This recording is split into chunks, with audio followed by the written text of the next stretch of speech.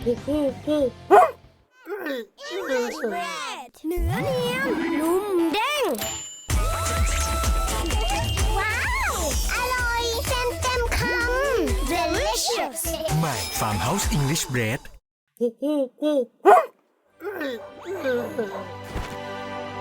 ความสุขสดใหม่ ที่มีให้กันมาตลอดอร่อยถูกใจเรา Farmhouse Farmhouse Hello everybody! Woohoo! It is a dirty time! I have very limited time streaming today, so I'm gonna make it count. Okay? So welcome everybody! Yahoo! Hello everybody, it's me, Kirari Hoku, at your service as always. So, we actually ended the last stream with Mr. Amano being a huge bitch. So, we are oh, where the heck is my controller? I forgot. Sorry. Wait. Okay, it's here. Okay, it's here. I got it. Okay, woo. Let's see what we're gonna get today. If I can't get permission to investigate the crime scene and the truth to be lost, of course. Hold it! Okay. Mr. Edward, what are you doing spacing out? Have you forgotten? There's only one thing you should do at a time like this. And what is that? When the people in bind, the hero of justice appears to save the day. Look, you just leave it to me. For I am K. Faraday, the second of the great Yatakarasu. But I thought you were a thief, not a hero. The Yatakarasu is noble and is always a thief of justice. How can a thief of justice be something, That's, of course. If we have enough information, it can recreate the inside of the haunted house with this. Plus, if we can factor in everyone's testimony, you can recreate exactly what happened when I dropped off the ransom money. We may be able to figure out some new information through this. It's worth a try. Asian Lang? So you want to use your little toy? Be my guest.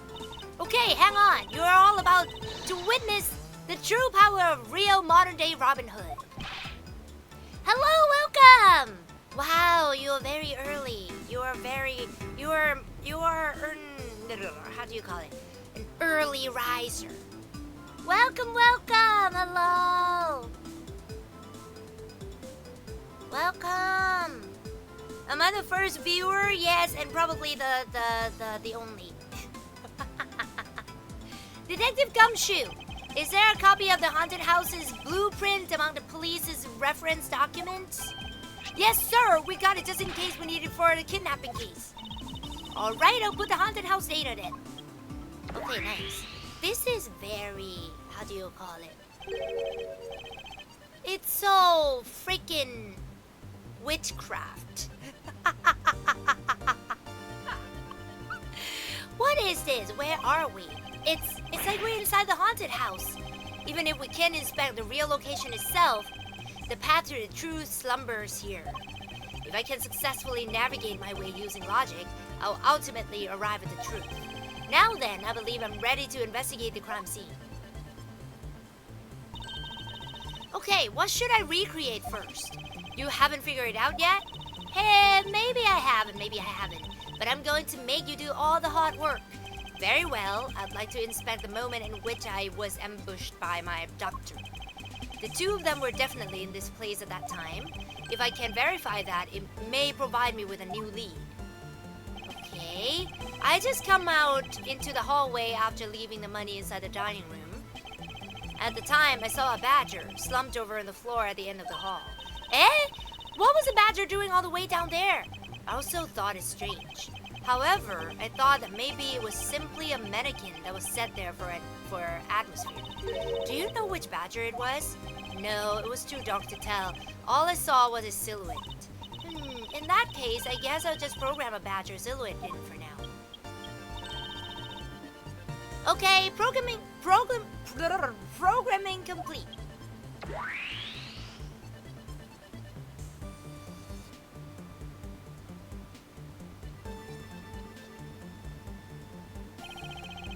Then I started walking towards the exit. And that's when you were struck from behind, right? Yes. But that's odd. The hallway is a dead end. Where'd your assailant come from? There is only one location I can think of. I believe my assailant was lying in wait here. Take that! Wait, I still have 1 point left? What the heck? Oh no, I'm gonna die! That doll I saw wasn't really a doll. It was, in fact, a costume kidnapper. Oh, so he used the costume as a perfect camouflage to blend in with the rest of the house. Precisely. He waited until I had made the drop-off and was about to leave. Then, just as he saw me take a step towards the exit, he stood and launched his attack. I can think of no better hiding place than this. Hey, not bad. I'm beginning to think I should steal this tactic for myself. Just don't use it to do anything criminal, okay? Wait, I think I forgot my charger. Let me go grab it. Well, Lance, what are you asking me for? Wait. Wait.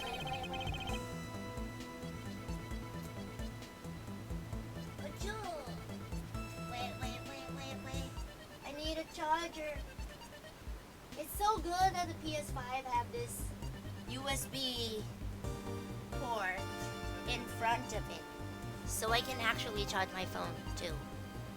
As one of the kidnappers, I figured I should give you the chance to confess first. I was one of the kidnappers, but I don't know anything. I did come up with a haunted house, but I never set foot inside. I left Oliver in charge of picking up ransom money. He didn't set foot inside. Is he telling the truth, or is this another lie? Alright then, you're claiming that it was Mr. Deacon who assaulted me. Yes, I'm sure it was him. Okay, inputting the new info now. Mr. Deacon was a Bad Badger, right? Since the Bad Badger has a gun attached to its right hand, I'll have to change it so the weapon in its left is in its left hand. No, but it's not possible though. He's right-handed. Now, to verify the facts of this recreation,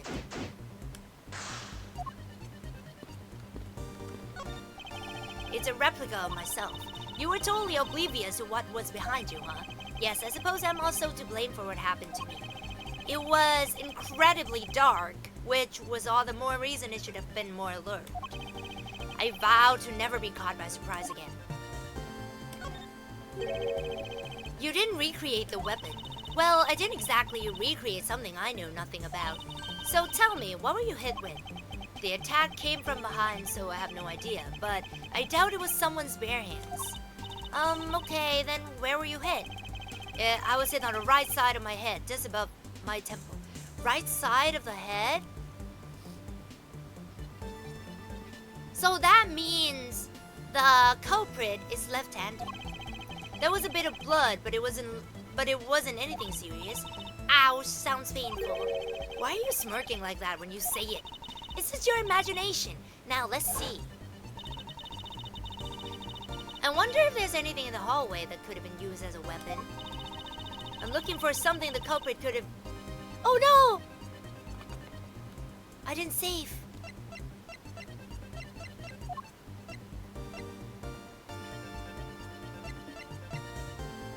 Prop sword?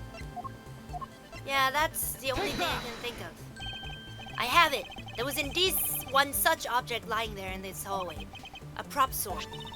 Are you talking about this thing here? Yes. Although, we did find it at the kidnapper's hideout. Wait. Yes! It's possible that the culprit took it with him after using it on me. To leave no evidence behind, right? Correct. It may be worth a more thorough examination yet. Okay, so what test do you want to run? Wait, let me save it because I only have one chance left to guess. Okay. So, okay, what test do you want to run on this sword? Test with Lumino. The culprit was wearing a costume at the time, so a fingerprint analysis is useless. Let's run our Lumino test. It's possible that some of my blood found its way onto this. Agent Lang may ask for your cooperation in this matter? Like I have a choice. Gina, call the lab boys. Understood. Except for a dab on the left side, it would appear that the blade is spotless. So it must have been the left side of the prop sword that hit you then, right? Okay, I'll update the recreation with this new piece of info. Nice! We're getting there.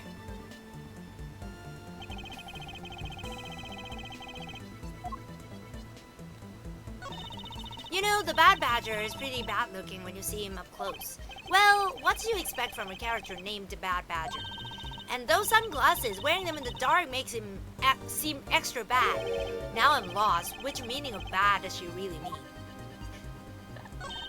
And in the next instant, this badger will swing his left arm, complete with weapon in hand. Yes, to club me with the left side of the prop sword.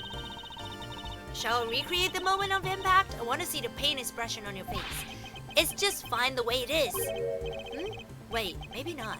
Is it just my imagination or is something not quite right? It's me. I have to say it's rather embarrassing to see myself like this. Oh, so what were you thinking about that at the time? I don't recall, but I would guess that I was thinking about the kidnapping. Really? Because I don't think so at all. Your face practically screams, I'm about to be conked over the head. Hee hee hee. If I had known that at the time, do you think I would have let myself be hit? I think it's about the right and left-handed this time.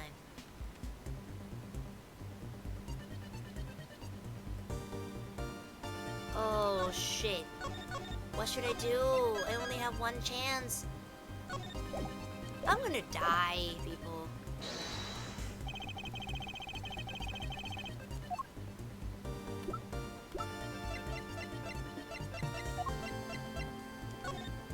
Yeah, he's right-handed. Eureka! According to... Oh my god, I'm right! According to this document, the victim was right-handed. Aha! I guess I should change which hands is holding the weapon. Knuckle back!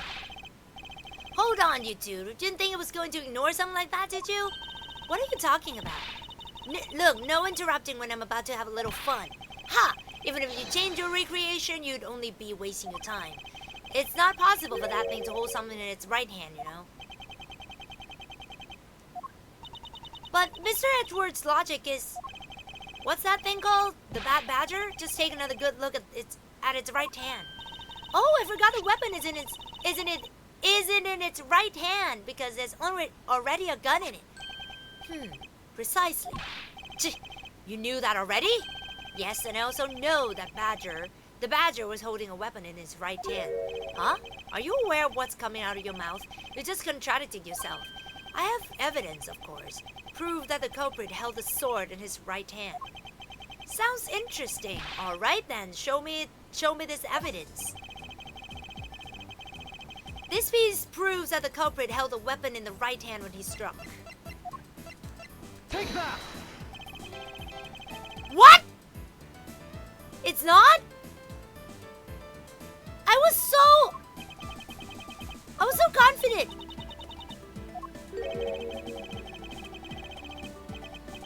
What can't oh my god, I died. Supposed to be Mr. Prosecutor, can it be that you don't know your left from right? Poppycock! Perhaps it wasn't the evidence I was looking for. Look, we all know you're just chasing your delusion, so let's stop wasting time, alright? You want to suspect me, Mr. Edgeworth, but you haven't got a single shred of evidence. Nyah. Now. I say we let the courts resolve the rest. Aww, I died. A few days later, Lance was acquitted of all charges due to lack of evidence. Thus, the truth was lost for all eternity. Aww, I'm so sorry. Can I retry it?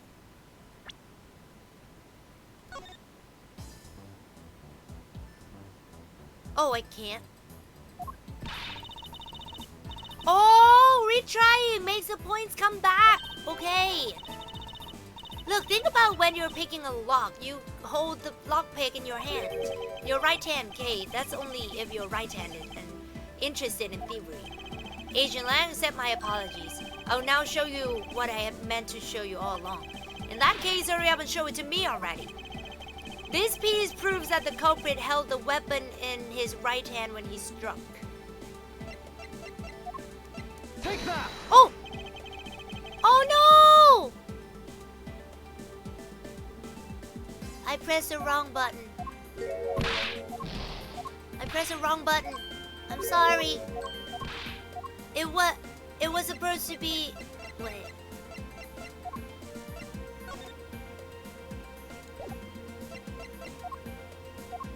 In its right hand...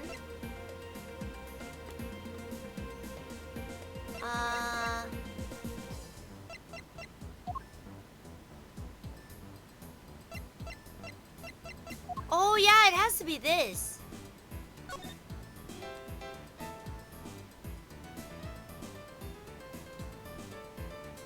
Because the blood is there.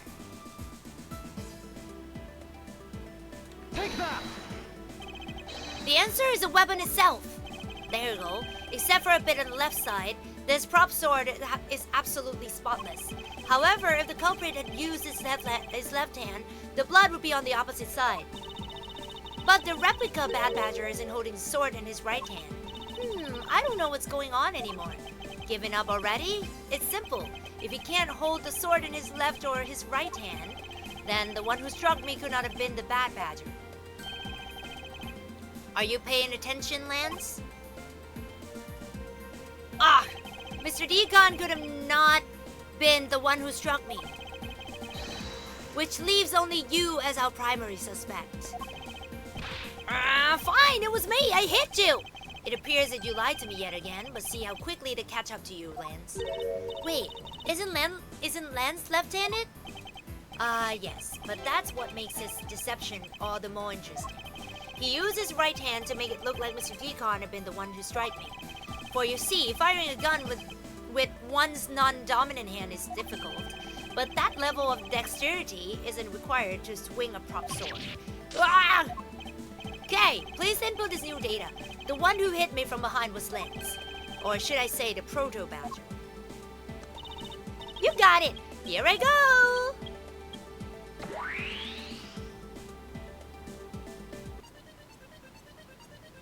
Nice! Now we have a faithful recreation of the situation around the attack army. Alright, all we have to do is examine this new recreation and... Ha ha ha ha ha! And what exactly is so funny, Agent Lang? That amusing little gadget. It sure packs a punch, right, Sheena? Yes, it was all I could do to hold my laughter in. Hey, don't make fun of little thief, you mean old werewolf. He and Mr. Edgeworth bring out the best in each other. You've had your little fun, but now it's my turn. I've sat quietly by, listening. But the crude conclusions you two keep spewing don't whet this wolf's appetite. There's no guarantee that your toy will always show the real situation at any given time. All it displays is whatever information you put in there, right? Well, when you put it that way, your suppositions are wrong. It's not your fault, so I'm going to let you in on this. There is a trick to this haunted house. And what may that be exactly? A trick beyond what your tiny imaginations can produce. Cheena! Here you are. Now then, what you missed, girlie, is written right here in this pamphlet. This 7 Wonders of the Haunted House. The Disappearing Badger? What is this? I'd say that someone around here is fond of theatrics. And as you can see, they set a doll down at the end of this hallway for that purpose. Basically, the blue badger you saw was just a stupid doll. How could this be? Guess that throws your whole theory about it being your attacker right out the window. But he just confessed though! But that can't be right. Maybe the culprit hid the doll somewhere. And then he laid down and pretended to be in it instead. If the criminal couldn't even hide himself in the hallway, how could he hide a giant doll? Do you get it now thanks to your presumptions? Your logic started off weak and led you to the completely wrong conclusion. Yeah. Now get off your high horse, Mr. Edgeworth. Okay, I wonder if you could please input the new information for me. You don't know when to quit, do you? I can't quit, not until I can declare that I've found the truth. Agent Lang, for the additional information, you have my thanks. There you go again. Well, see if I care. Okay, I'm updating the recreation now.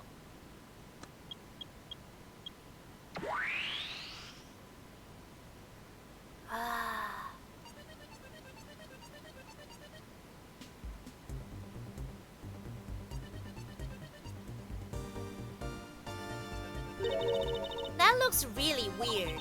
Look at how it changes from the blue badger into the proto badger all of a sudden. If the slumped over badger was just a doll, where was my attacker hiding? Well, that's what we're going to find out, right? So come on, Mr. Edgeworth, let's go. Yes, let's. This recreation can't be right, which means there must be a contradiction somewhere. Okay. It's a proto badger who struck me. I suppose I should really say that it is Lance. Ooh, are you going to get him back? I need not resort to violence when the lawsuit I plan to bring to court will suffice. Really? Because I would totally have decked him right back. If someone steals from me, I steal something from them. If I get hit, I hit them back. If I get paid, I return the money. That's a secret to how a great thief works. Your third statement doesn't seem to be of much benefit to our survival. Miss Pauls, by my hand, I'll prove your innocence in the murder of Mr. Deacon. Therefore, please don't fret. It will soon be over. Do you not trust me? That is... Your face is all beet red, Miss Pauls. No, I can't. I have Lance. Lolly, don't tell me that you like that guy more than me. That's... Oh, why am I so pathetic? I'm so easily swayed by a single glance. What exactly is going on about? I think you have another guilty person on your hands, Mr. Edgeworth. You can lie all you want, but it'll all be for naught, Lance. As soon as I expose the truth, you'll be placed under arrest. How could you do this after all that my dad has done for you? What your father has done for me is unrelated to the charges you face now. Yeah, unbelievable. You know, you sound kind of like a bully right now, Mr. Edgeworth. If I'm not serious about this, he'll never understand the true gravity of his crimes. I will not allow him to remain a child forever. Ha ha, now you sound like a dad. Miles, my boy, what is the meaning of all this? Do you plan to pay me back for all I've done for you with the conviction of my son? I have not forgotten my debt to you. However, your son's crimes are a separate matter. Further, I can't ignore the truth when it's right before me. Yeah, you will regret this, I promise you that. No matter the outcome, I never regret the choices I make. So, have you noticed anything worthwhile? I have no obligation to talk with you. Well, I'm fine with just a little thief in solving this case. That toy is very well made. Aha! That's because it's heart of the novel thief Yajagarasu. Okay, that may not be something you want to advertise to everyone. So, Sheena, what exactly is the source of this extra dimensional-like space? I believe this is nothing more than a projection from the girl's toy. So it's all an illusion, right? Yes. Hey, don't treat this like some sort of silly light show. Thanks for letting us use little thief. Langju said, reject not those who seek the truth. So keep in mind that I'm not doing it for you. I'm doing this for the truth. Don't worry, I understand. We may have different methods, but our wish is the same. I can't believe what I'm seeing, sir. This space that I'm standing in is like out of some crazy dream. Except that this isn't a dream. It's something case got did. No, wait, it is exactly like a dream, sir. I've never been so impressed. It's a miracle.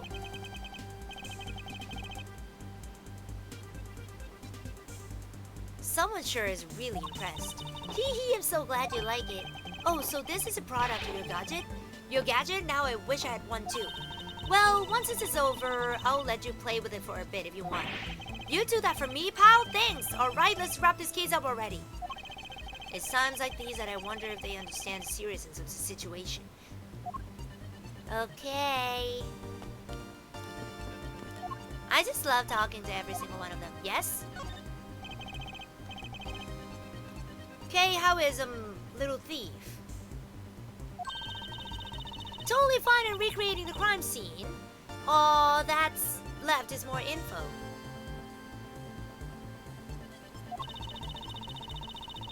But you know, I can't believe I'm replicating a haunted house.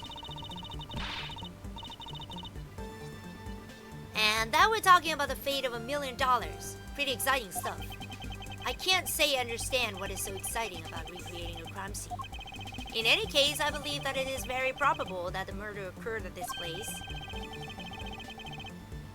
And if we can prove that, then we'll finally arrive at the truth. Yeah! So what are you waiting for? Let's get investigating. Okay. I think we should be okay with this one. When you take a look around, it almost feels more like a house of mirrors. Indeed, who has never heard of this many mirrors inside a haunted house before? Well, at least we know that this is a real crime scene thanks to these mirror charts. Ah, okay. Hey, wait, these charts. There's something different about them. Oh? The ones we found earlier are thicker than the charts from these mirrors on the wall. And look! There's some sort of designs on the back too. The pieces from that costume are certainly different from the other mirrors. What does this mean? Could it be that our pieces are not pieces of these mirrors?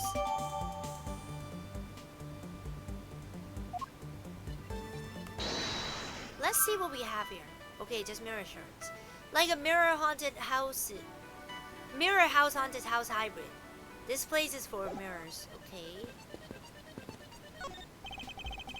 Pieces of a set of armor are piled here. Do you think they almost always have sets of armor inside haunted houses? I suppose this sort of interior design is meant to bring out a sense of abnormalcy. Why do all your explanations have to be so hard to understand, Mr. Edgeworth? Now try explaining it again, but this time so that even a thief like me can get it. That may prove to be a most difficult task. This is where the proto-badger shows up in our recreation. Yes, now the question is, where did he come from? Yeah, but there's no place to hide in our current model. There must be an inconsistency somewhere. I think the mirror should be able to open up, right?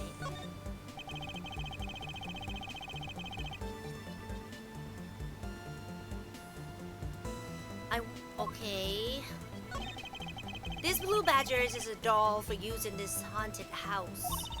I bet the one who killed this blue badger was a bad badger, right? According to the Blue Badger Bible, it says that they are each other's worst enemy. All because one's an ally of justice and the other is a vile criminal with a gun. Perhaps they were just destined to battle each other, much like the Steel Samurai and Evil Magistrate.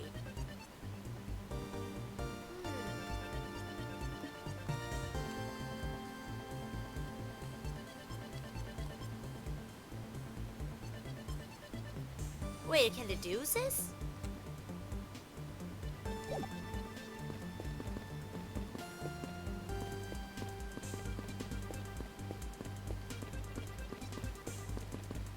I don't know what to do. It's like... I can deduce it, but I don't know what to deduce.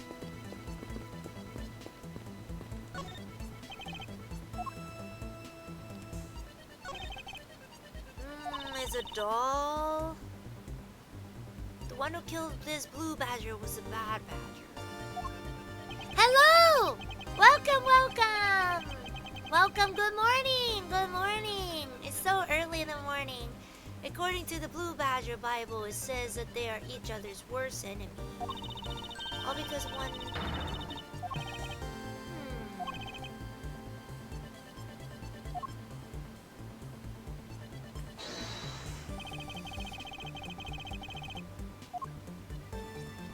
How do I... Costumes separate into head and body. This head was left in the isolation room. Blue Badger Rollin Popes. Lauren Popes, Proto Badger, Lanza Manu. Bad Badger, Oliver Deacon.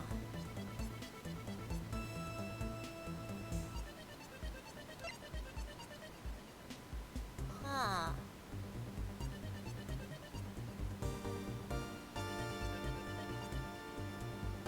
But we know for sure that the one who struck Edgy was Proto Badger.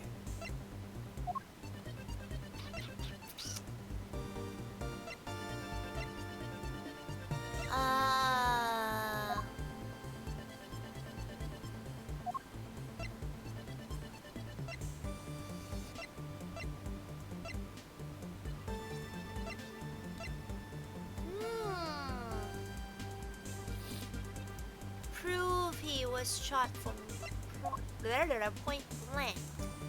It's shaped like a horse. Okay, let me do this. Gate Wonderland is full of mystery. See if you can find and experience them all. The 7 wonders of the haunted house. The disappearing badger. Seeing is believing.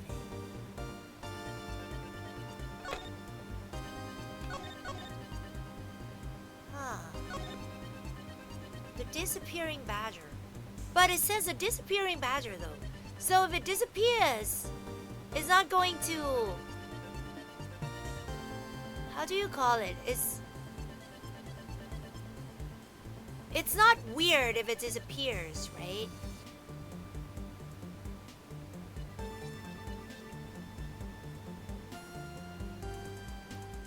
Huh.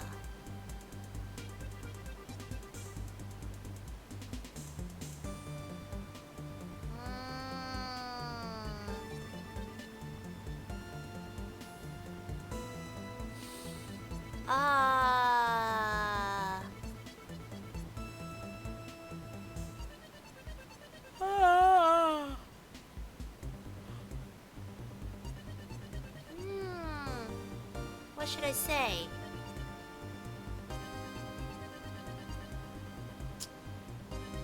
Should I present this one? Is this appearing? So...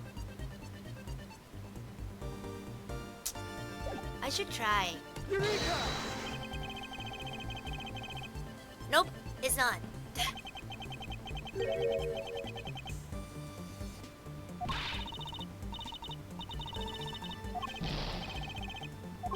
Okay. Sorry! I don't know. Or maybe it's just a trick of an eye. No, that can't be it. I had to deduce it, but I don't know what to deduce. What should I say?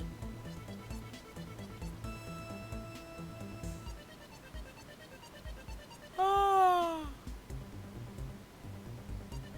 my god.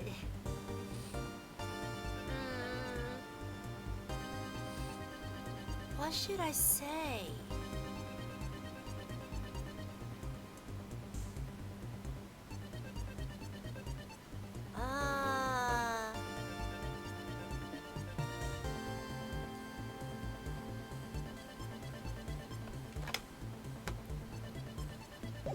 Let me see.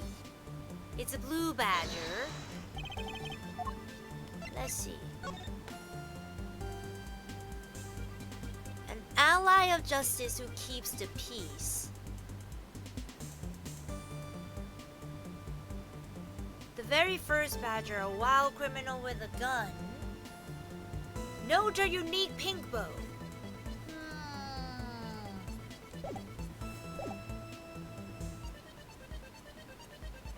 Eh?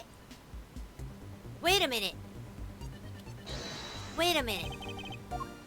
Wait a minute. The belt is on a different side. Eureka! Oh, yes! Hold on a second there. There's something wrong with this blue badger. Huh? Like what? Wah! Hello! Welcome! Thank you for the follow. Thank you so much. Thank you, and welcome everybody. Huh? Like what? The way the belt is on him is the opposite of how it should be. Did you make a mistake? This can't be, and put it the image data exactly as it is in the pamphlet. So then, why is the blue badger dressed up in the reverse? Yeah, exactly.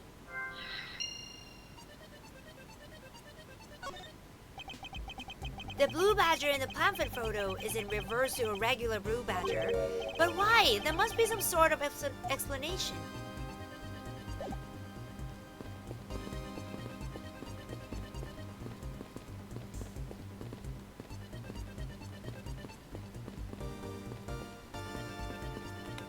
logic time, I think.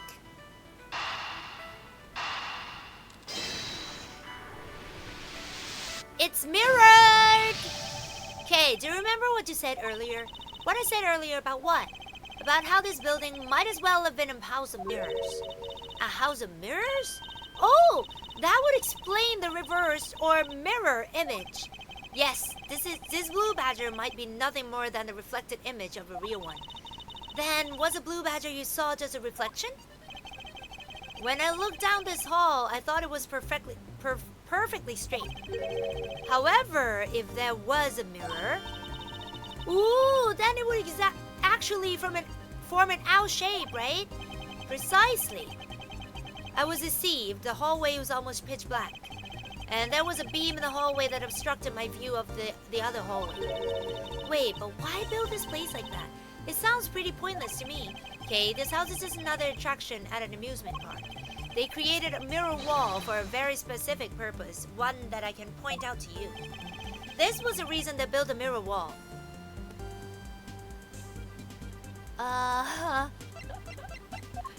What's the reason? Take that! As is written in the pamphlet, the main draw of this attraction is the mystery of the disappearing badger. You mean they built a mirror for that trick alone? But you said you saw the badger, so it was definitely still there. That was true at the time, however. Doing this allows someone to make the blue badger disappear in a flash.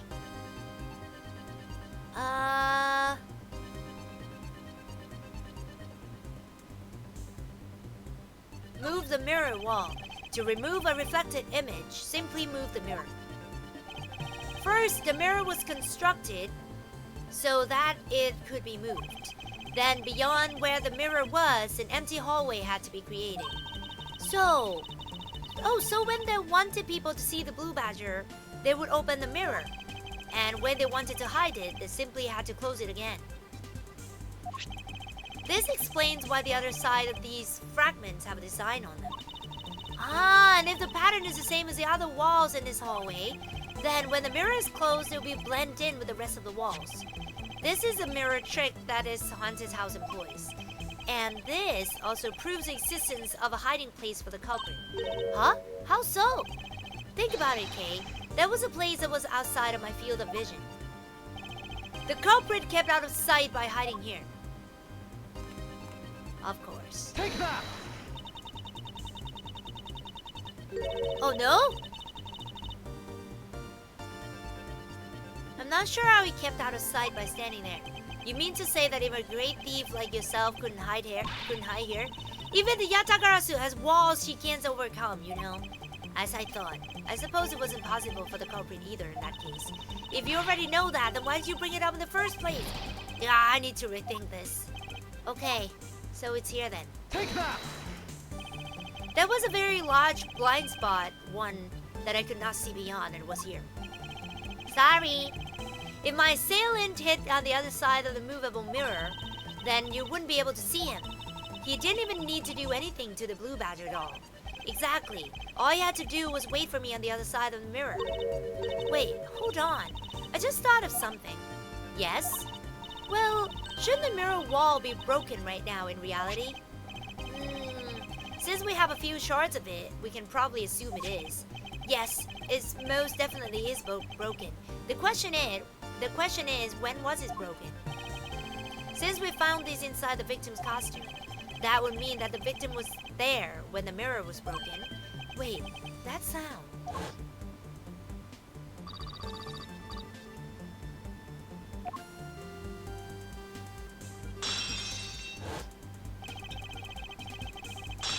That sound I heard was most definitely the sound of the mirror breaking. Okay, I would like to input some new information. Ah! Don't scare me like that!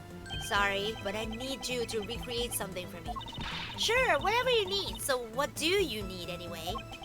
If you could first recreate this hallway just before I entered the dining room. You got it!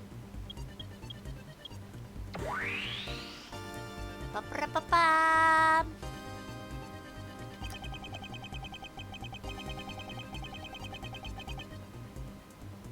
Now this, I believe, is how it was right before I entered the dining room. Although at the time I thought it was but a single straight hallway. And then I went inside. It was around then that I heard the sound of mirror shattering. You heard what? Then? Yes, I believe it was then that the mirror was broken. Okay, so when you stepped outside into the hallway again, the mirror wall should no longer exist. Okay, please recreate that. Got it!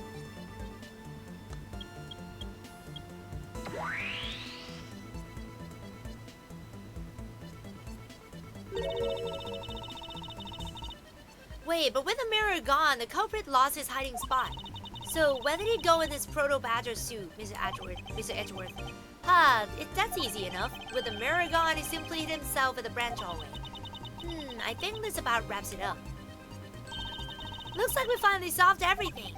No, not yet. An even larger contradiction is now reared its head. Huh? Perhaps you did not notice, but this recreation contains a very troubling inconsistency. The inconsistency between what I saw and the recreation lies...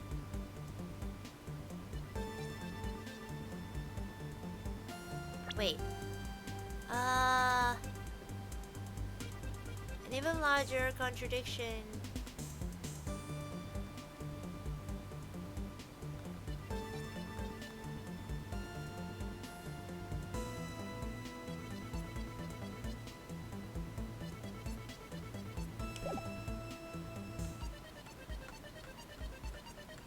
Oh! Because we still see the badger sitting here. Take that! Okay, take a good look at the end of the hall. Oh, there's no blue badger there. Exactly, the blue badger that I saw in reality is not here. This is the final point on this long chain of logic. The last remaining contradiction.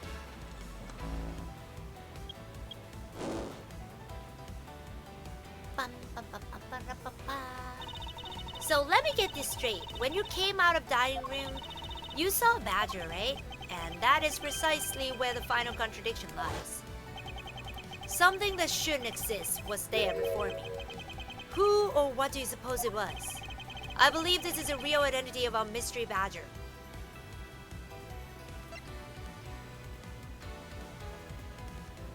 I think you just put it Take out. that!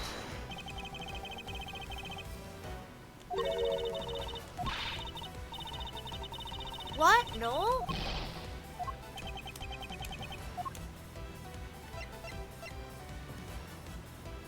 Mr. Deacon?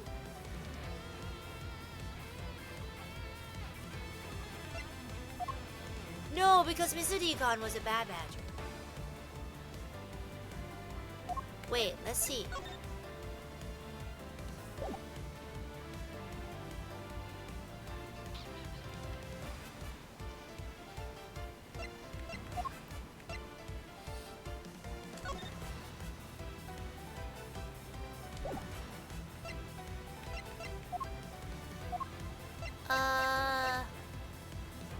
Mr. Deacon was a bad badger, so... It's just a head that is left in the isolation room.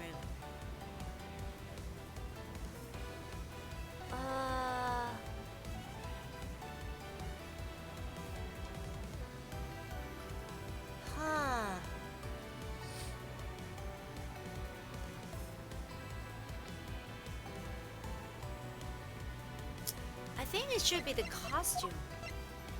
Yeah, I don't know. Take that! The badger I saw was... Oh, I was right! In actuality, the dead victim's body. Ah! What? Agent Lang, the entirety of my complete logic is my final decisive piece of evidence. The murder happened in the hallway of the haunted house at the time of the drop-off. And you can consider the moment I heard the mirror breaking to be the real time of death for Mr. Deacon. No! Maybe it was due to their fighting, or perhaps it was a life-shattering bullet. But no matter what the cause was, the hallway mirror wall was broken. Ha! You were in the house at the time, right? Are you telling me that you missed the sound of a gunshot? There were a variety of sound effects playing at the time, all for theatrics, I assume. The gunshot must have blended right in. Ayya! Now then, I'd like you to recall something for me. Who was it that was with the victim at the haunted house? Ah! Who was the one who had the opportunity to rob the victim of his gun and use it on him? Yeah! It was you, Lanzamanu!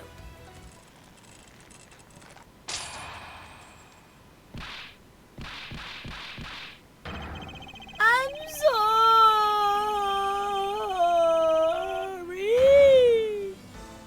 I think it was not intentional. Hello! Welcome, welcome! Welcome, welcome. It's not like I had a choice. Oliver turned on me all of a sudden. He snapped and turned violent right after I hung up with you. He shoved me to the ground and straddled me. I fought back as hard as I could, grabbed his gun, and I shot him. The bullet must have went through his body and shattered a mirror. If I hadn't taken his gun and shot him first, I would have been the one you found. He's a hardened criminal. He escaped from jail. See? That justifies self-defense. My boy was only trying to protect himself. That remains to be seen and will have to be resolved in court. Agent Lang, I'll leave the rest to you. Huh, as if you were the one in charge around here.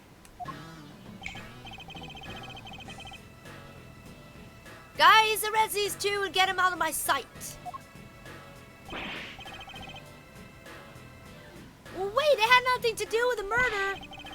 The only person who should be arresting is Lance. What? The dad! Well, sorry, but you're not slipping away that easily, Mr. Ernest Amano. You tampered with the evidence so that you could cover for your son. With a great dad you are. What a great dad you are, willing to risk it all. Truly touching. Grrr. By the way, do you know why I'm really here? And how could I possibly know the answer to such an asinine question? You wounded me.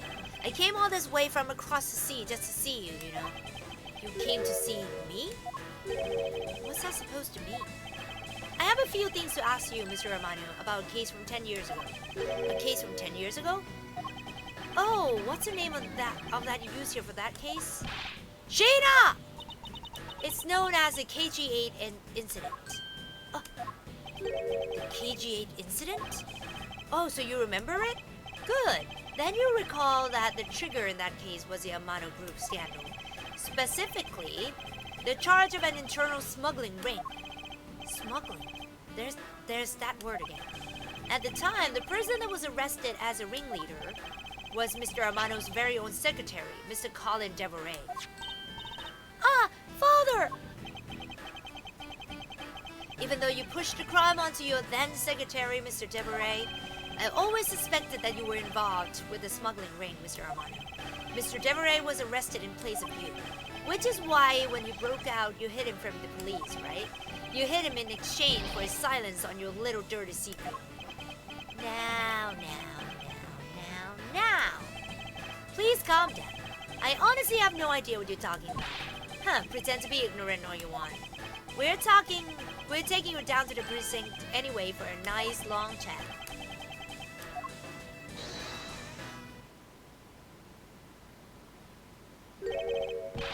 What the?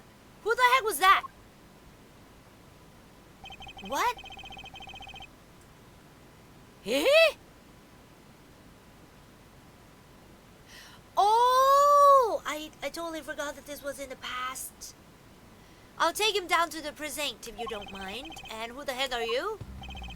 I'm Jack Sportsman, and I'm the prosecutor in charge of this case. Oh, Jack, thank goodness you're here. Don't jerk me around.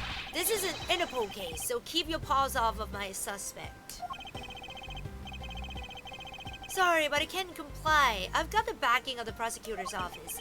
See, in this country, prosecutors work with the police to bring cases to court. So if you could please cooperate with me here, that'd be great. Now, how about a handshake to seal the deal? Sorry, but I hate prosecutors, a whole lot of you.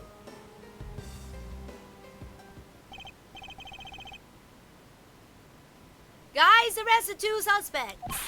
Sir! Oh, I almost forgot. Prosecutor Miles Edgeworth, is it? I'd like to thank you. Thank me? Yeah, for working so hard to fulfill my goal.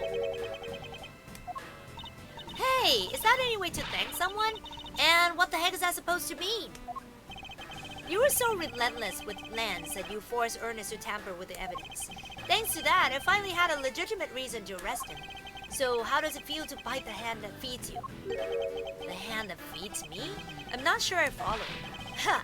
It's no use pretending with me, you're the one, right?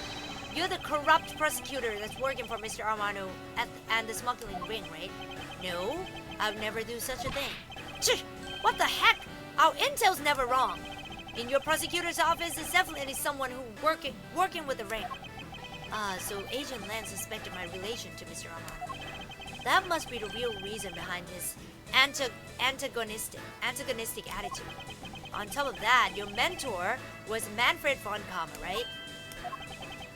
There were non-stop rumors flying around about forged evidence with that guy.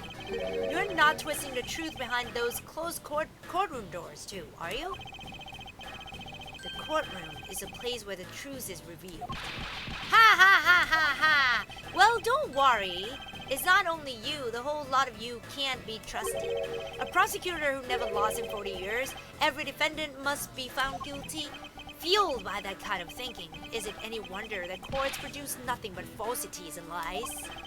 It would seem that his disdain extends beyond just me. Prosecutors, the courts, why is this man so angry with us all? Rest assured, next time we meet, I won't be so forgiving.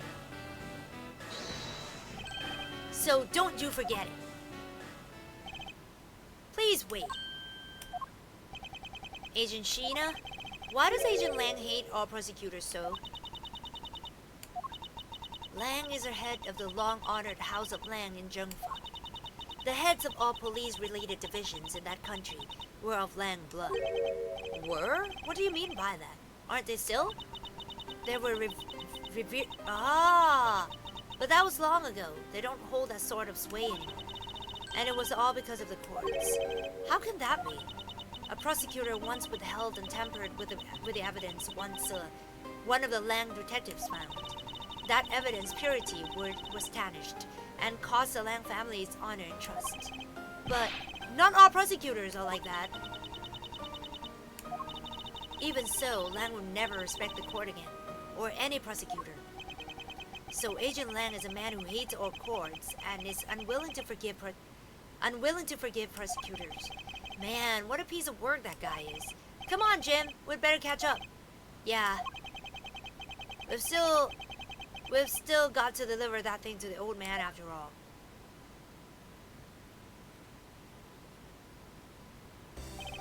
Detective Gumshoe, I believe it's time we wrapped up and headed out ourselves. Yeah, you're going home, Mr. Edgeworth. No, I've done nothing but be entangled in one mess after another since my return. If it's alright with you, can you drop me off at my office? No problem, sir. Excuse me. Yes, what is it? Thank you very much. It's okay, you don't need to thank me, pal. Just doing my job as a detective. I guess I was fooled pretty badly by Lance. Oh, cruel fate! What's a woman to do when she's been hurt by one she loves? And to think I never realized my father was right there. I never said anything to him. I knew it! I'm a failure! There she goes again, talking to herself. Miss Popes? I wonder if you know why your father participated in the kidnapping. No, I have no idea. Your father died while he was trying to stop Lance. Which means that from the beginning he had no interest in the staged self-abduction. Wait, then why did he... I believe it was because of your presence, Miss Popes. Me? Lance realized that the two of you were related, which is why he used you as a hostage to coerce Mr. Devereux into cooperating. Father? As a Phelan, he could not tell you of his real relation to you. However, as the Amano family butler, at the very least, he was able to watch over you. It was all he could do, but that was the shape of his overflowing love for you. Aww. Aww. Go on, speak your mind. That is... Thank you very much. You're welcome, although there's no need to thank me. No, Lauren, stop! I mean, this man's so much older than you.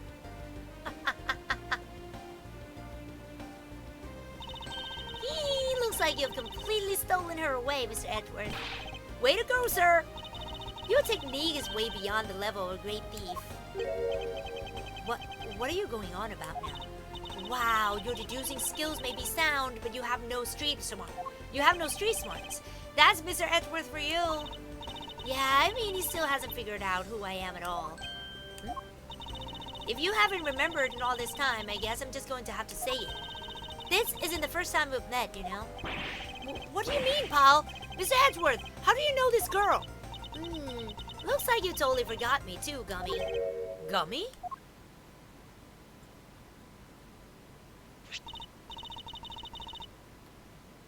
What? We saw her before? We've seen her before. Here, maybe this would jog your memories. I promise I'll turn it to you one day, remember? That single piece of cloth took me back far into my past. To that fateful day 7 years ago, when I first met the then child K and Detective Gumshoe.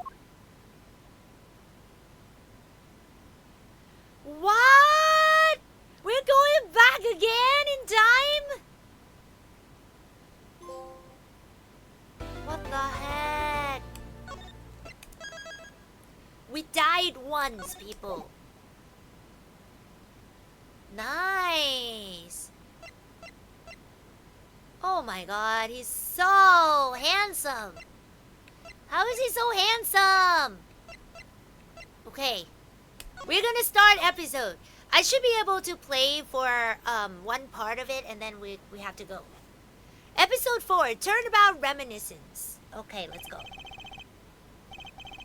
Kay Faraday, the young lady who calls herself the second Yatakarasu. The piece of cloth that she conjured up and taking me back to many years ago. 7 years earlier. Ooh, the cord!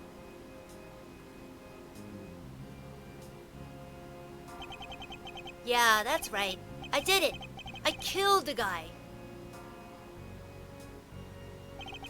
But it was the great thief Yatakarasu that told me to do it.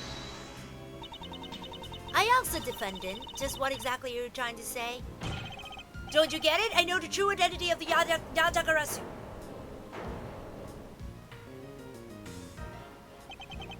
The Yatakarasu is the man standing over there at the prosecutor's bench.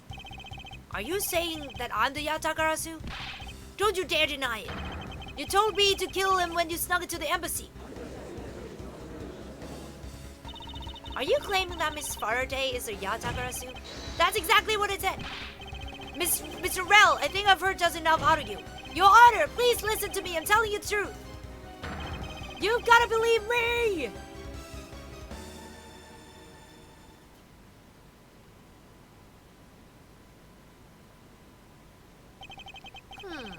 In accordance with the defendant's accusation, a new prosecutor shall be called to replace Mr. Faraday. This court will be in recess until the new prosecutor is ready.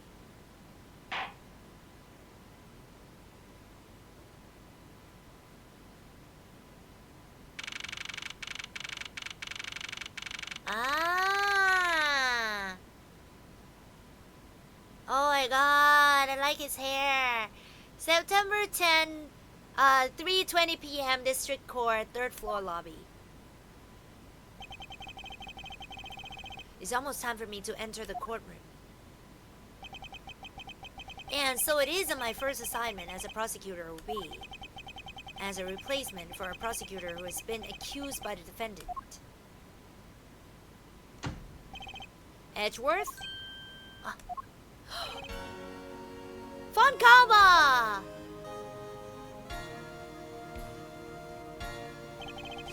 Have you read over all the documents regarding this trial? Yes, sir. I've memorized everything there is to know.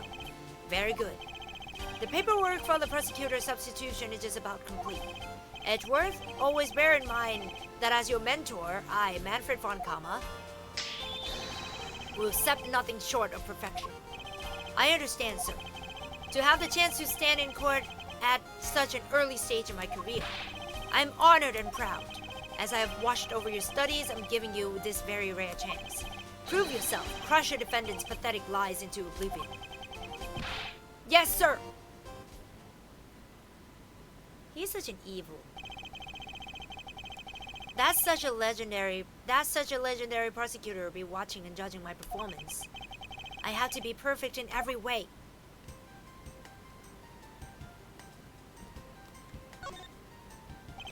Today's trial should have ended in just 1 minute, because the defendant was picked up by the security camera, correct? Exactly. The killer had the gall to say that he only killed because he was instructed to do so. Even more outrageous is his claim that the case prosecutor, Baron Faraday, gave the order. Ha! Faraday is such a fool. He's been cornered by his very own prey. Sir, are you an acquaintance of Mr. Baron Faraday? He is a pathetic man who speaks nothing but nonsense.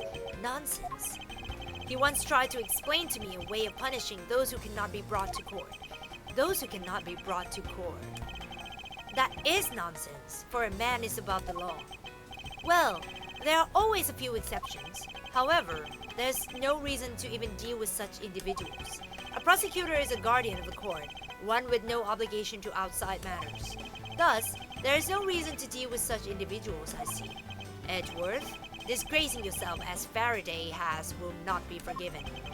I have no fear. Have no fear. I will not let you down, sir. In place of the accused prosecutor Brian Faraday, I'll prove the defendant's guilt. Very good. I've secured an hour of recess for you to prepare to do just that. Show 'em all. The power of von Kamma. So, have you achieved a firm understanding of the case? Yes, sir. I've memorized everything that is written down in the case file. Well then, explain the case to me. I want to see if you really know what you're talking about. Understood. A murder was committed on September 8th in front of the Kodopian embassy. The victim, Mr. Diedman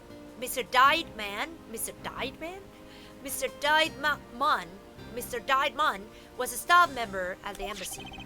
The defendant in this case, Mr. Mackerel, was held for questioning the night of the incident as he would deem suspicious. He was quickly placed under arrest for possession of the murder weapon, a gun. Furthermore, at the time of the murder, the great thief Yatakarasu had successfully infiltrated the Kodopian embassy as well. At first, Rel claimed that he himself was the Yatakarasu, but that did not kill Diedman. That he did not kill Diedman. I wonder what he expected to gain from such a desperate lie. It's possible that he wants to go down while in the spotlight if he is found guilty. There's truly no limit to people's inanity, but I digress. Continue, Edgeworth. Yes, sir. Inanity? I want to know what it means. Inanity. Foolishness. Oh, okay. It was digress. I'm sorry. Digress. During the trial, the prosecution presented the security footage that captured the murder. The footage clearly showed Mr. Rel as the murderer. The act of Mr. Rel firing the gun could be clearly seen from the visitors' gallery. Upon seeing that, the defendant retracted his statement and admitted to the murder. I did it because it was told to, by the real Yatakarasu Baron Faraday. That sounds about right. However, you have forgotten one thing. While this may appear to simply be the murder of a Kodopian embassy staff member, People are actually referring to it as the second KG8 incident. The second KG8 incident? I'm very sorry, sir. I fear I failed to study hard enough. Well, even among the police is information that only a select few are privy to. Could you please enlighten me, sir? Sir, what do you mean by the second KG8 incident? In order for me to tell you that, you must first learn about the original case. Take a look at these documents. This is a 3-year-old newspaper. KG8 incident overview data jotted down in my organizer. You have heard of the Amano Group scandal before, correct? Yes, I have. The secretary of Ernest Amano, the Amano Group's director, was arrested under suspicion of smuggling. Correct. CZU was an employee of the Amano Group and the sole witness to the smuggling operation. It was she who brought the crime to light. However, Miss Yu was silenced before she could testify in court. Wasn't a Kodopian embassy staff member arrested for the murder? Yes, a Kodopian by the name of Manny Koshin was a suspect. However, due to the lack of evidence, the case went unresolved. Lack of evidence? Ha! If only I was in charge of the case, I would have done everything in my power to prove his guilt. To make sure that all criminals are found guilty. My mentor really is dedicated. Faraday was the prosecutor on the case then, and he was as pathetic as ever. Mr. Faraday was in charge of the KG incident as well?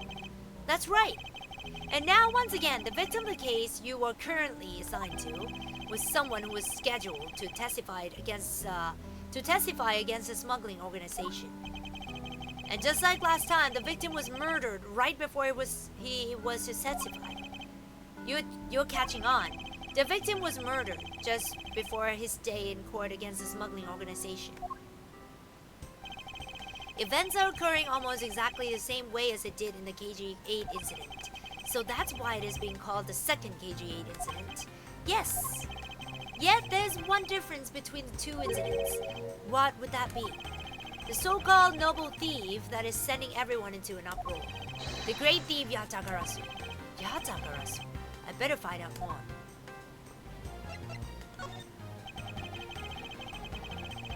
Hello, welcome! Welcome!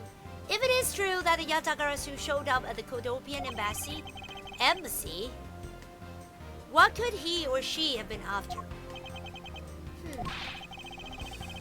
No doubt to steal any suspicion accounting records and release them publicly, or more likely to steal secrets from the Kodopian embassy itself, since the item that the Yatagarasu stole from there was sent to the police. What was it that the Yatagarasu sent to the police?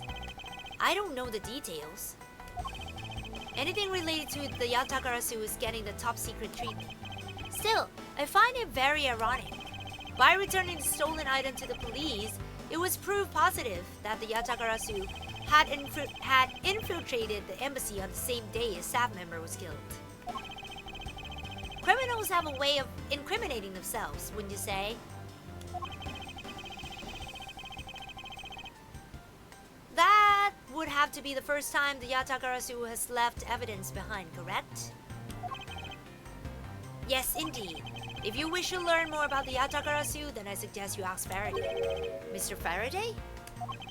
He happens to be the prosecutor in charge of the Yatagarasu case as well. He's the prosecutor in charge of both the KG8 incident and the Yatagarasu case.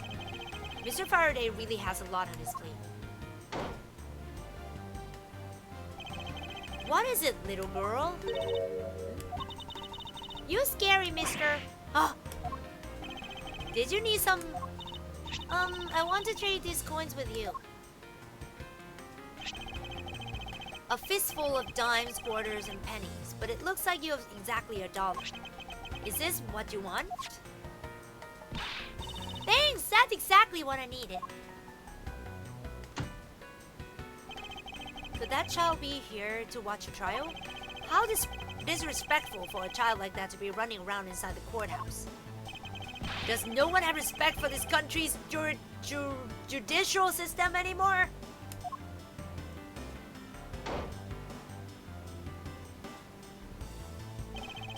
The paperwork for the prosecutor's substitution is complete. Why you? Do you even know how much time there is left before the trial resumes? I'm so sorry. Can I have you mopping up this courthouse instead of protecting it in an instant? Oh, look. It's no bother, sir. Not being completely prepared could prove to be a perfect handicap for me. A proud one you are.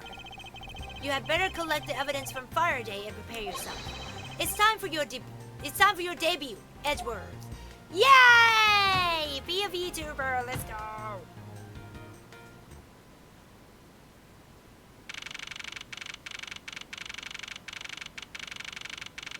September 10, 4 p.m., District Court, Courtroom number 3.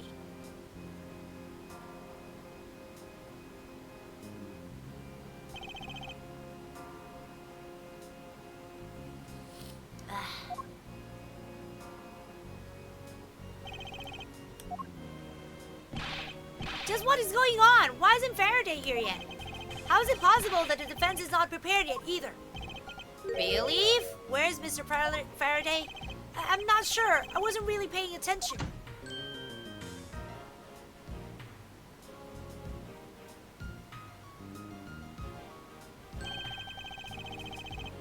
You must be the one Mr. Fanname recommended.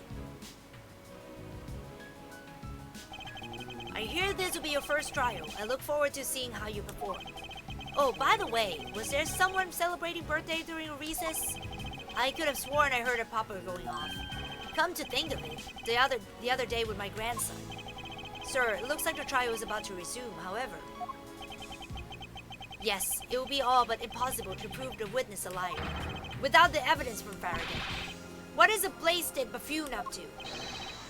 It's an emergency, sirs! Mr. Faraday, he was shot, right? The popper. Just now. Silence! There shall be no yelling in the sacred hall of law.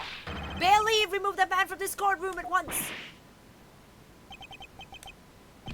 Please wait, you have to listen to me. There's an emergency. Defendant lobby number 2, Mr. Faraday and the defendant.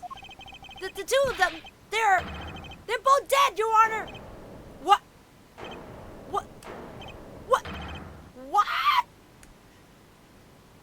In court. September 10, District Court, hallway.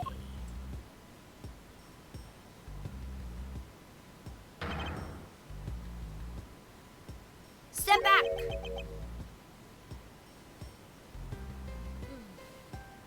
Nyah. Oh my god, he's so cool.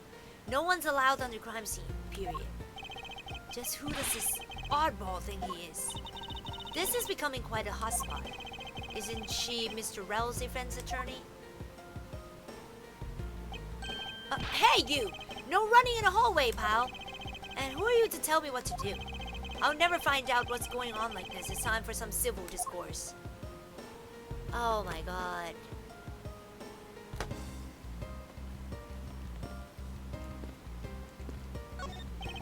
This sofa looks like it's seen its fair share of use, and it looks like another part of the courthouse is visible from the window.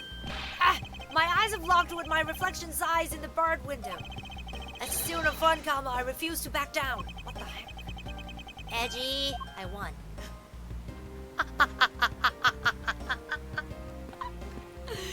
Oh my god. He is a goof.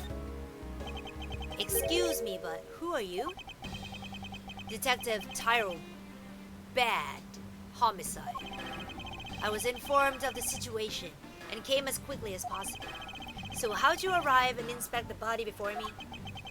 Faraday requested for me to testify in the trial. Plain and simple. Mr. Faraday requested you be here. I've already contacted HQ about the situation. I have got nothing to say to you, kid. Kid? I'm Mr. Faraday's substitute in today's trial. Therefore, I insist that you update me on the situation. I can't back down here. I have a right to know. Do I need to teach you a thing or two about how to talk to adults, kid? Is he threatening me? Is he going for his gun? It's just a mirror? How dare he trick me like that? Faraday was stabbed to death with some kind of blade, and he had a gun in his hand. The other man, Mr. Mackerel, was shot and killed. He was found holding a bloody knife in his hand. Was there anyone else who went into the defense lobby number 2? Yeah, that big lug over there. His name's Gumshoe. He was in charge of guarding the place. He's claiming that no one else entered the room. If that's the case, they must have killed each other, correct? Maybe. Such impudence. This guy is really testing my patience. Yeah, he's cool. Why was I not informed that you were going to testify in court? Homicide's on my only gig. The Yatagarasu case is also one of my assignments. So, you were called upon to comment on the Yatagarasu's characteristics in order to assess if Mr. Faraday really was a Yatagarasu or not. Well, looks like you just might have a brain after all in that head of yours, son. Son? I'm not your son, Pops!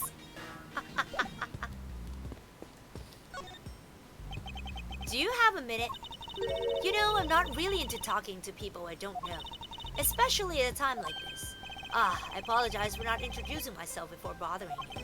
My name is Miles Edgeworth. I was to take Mr. Faraday's place in court. Edgeworth, huh? Never heard of you. So Faraday's substitute is a newbie, huh? I'll have you know, ma'am, that I studied under Manfred Fonkama.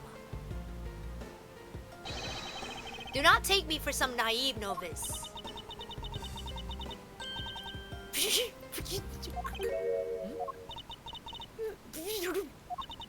Do not take me for some naive novice?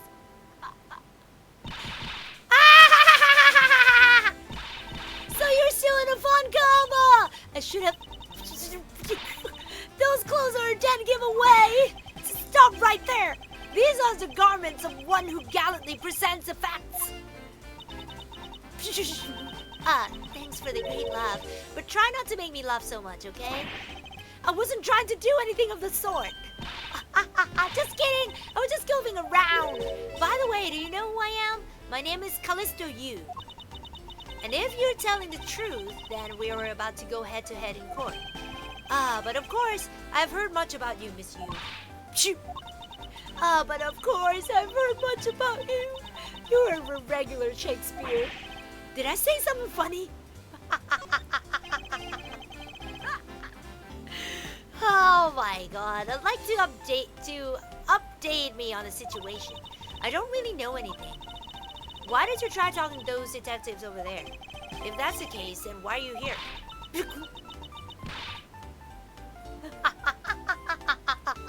Don't laugh, I will laugh too!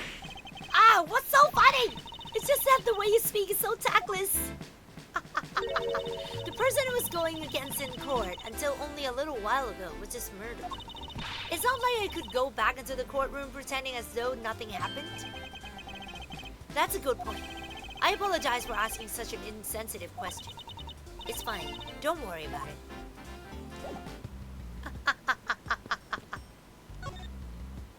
Oh.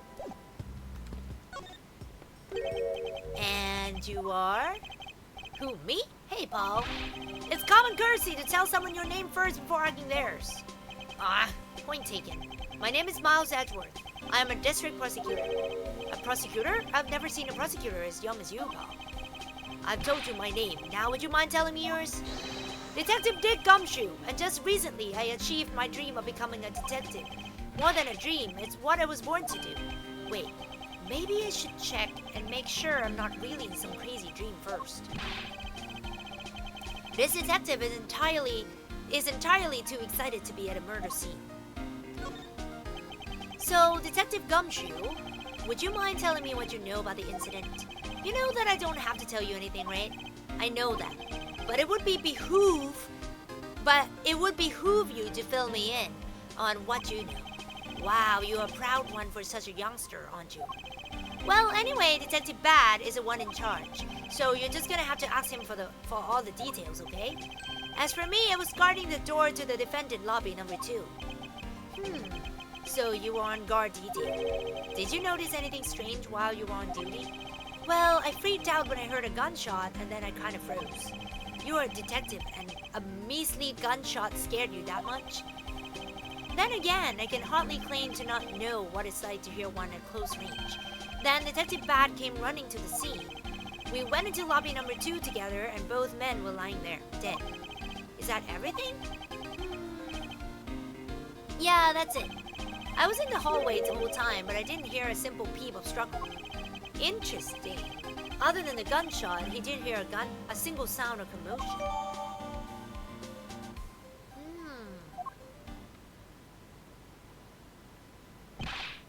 Miss Yu! There's someone here who wishes to see you.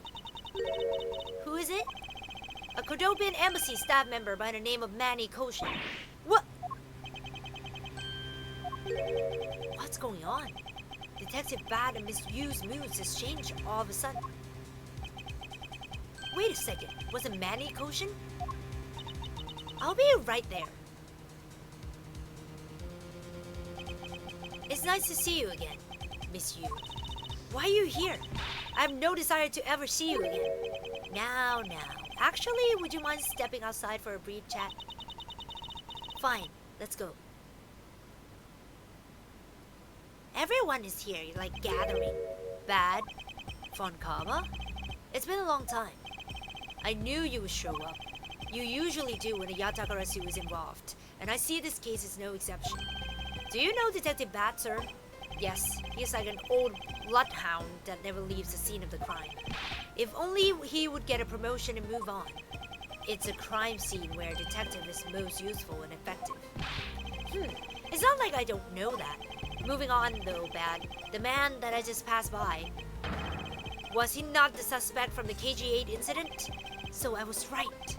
Just what is that man doing, wandering around here? That Faraday, I can't believe he let such an easy catch get away, imbecile. I would approve his guilt in 3 minutes. Fonkama, I think you've said enough for now. It's in poor taste to speak like that about the departed. Very well. Back on topic. I'm placing Edward in charge of the investigation. Objection! Oh, she's so cute! Papa, how can you place him in charge? Francisca, what are you doing here? I'm here for summer vacation, what else? Oh, she's cute! Francisca Fonkama, so she's here on vacation from Germany. She is the daughter of Manfred Fonkama and a student of his, who's also a junior to me. You're the one who's junior to me, and don't you forget it. You're not conveniently avoiding the bar examination, are you? Huh. If you were able to pass, then I'll have absolutely no trouble at all. I'll never allow myself to lose to you, never! Why does she always have to be this competitive? Anyway, Papa, are you really assigning Miles Edward to cover the case? Yes, I am. Why do you ask? Well, you know, I'm close to becoming prosecutor myself. And I'm 100% confident that I can do a better job than him. That's just like Francisca. She has no problem bad-mouthing someone right in front of him. Bad? Yeah? These two will be conducting the investigation. What? You want me to let both of these kids loose on the crime scene? This is a perfect opportunity for them to work on their prosecutorial skills. Oh, that is a very mouthful word. Wait. So mouthful. A crime scene is not a place for children to be messing around in. I'm the one with the authority over this crime scene, Bad, and I will not tolerate complaining.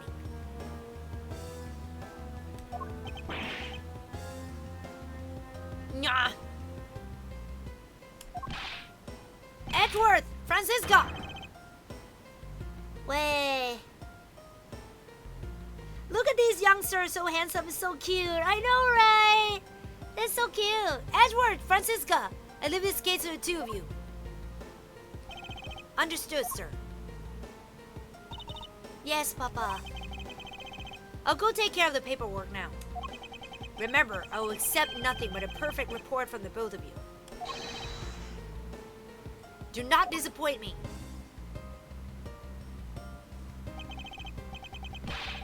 Hold out, phone comma.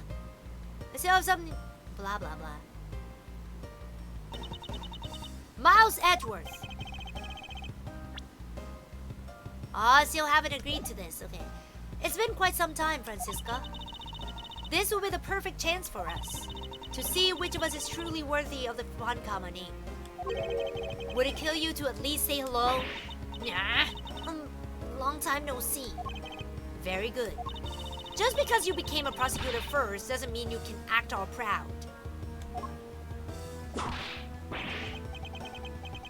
She hasn't changed a bit. Miles Edgeworth. As I was saying, we shall see which one of us is worthy of the phone comma name. For crying out loud, I've been reduced to a babysitter.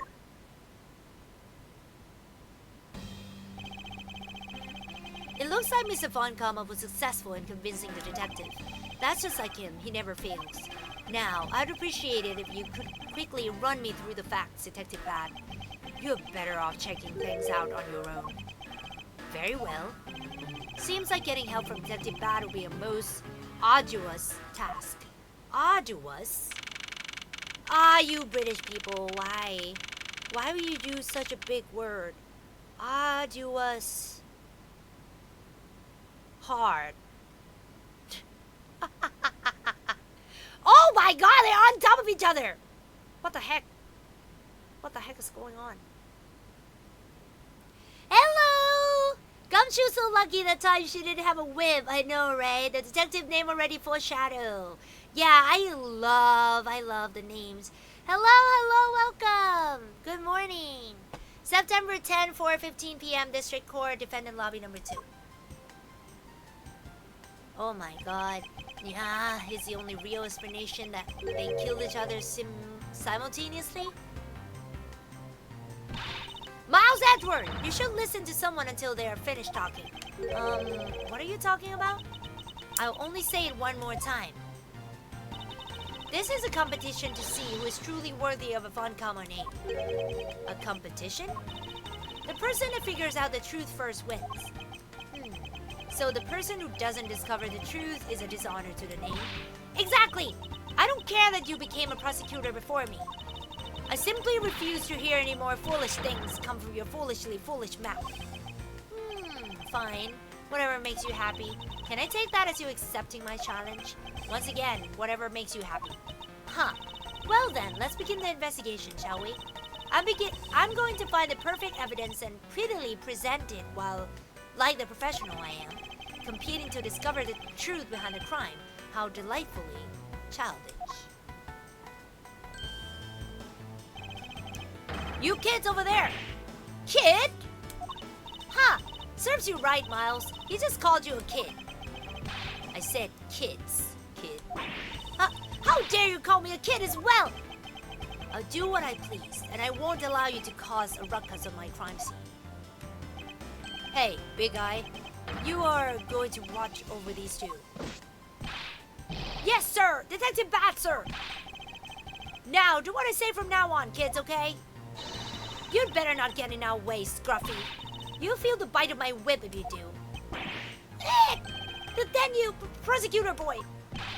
Let's get your investigation started already, alright? Great, now even that detective is treating me like a child.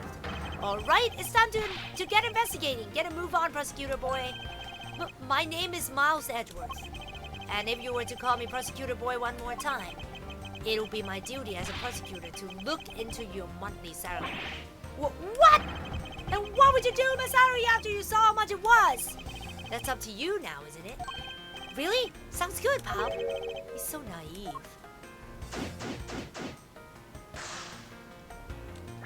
Let's go!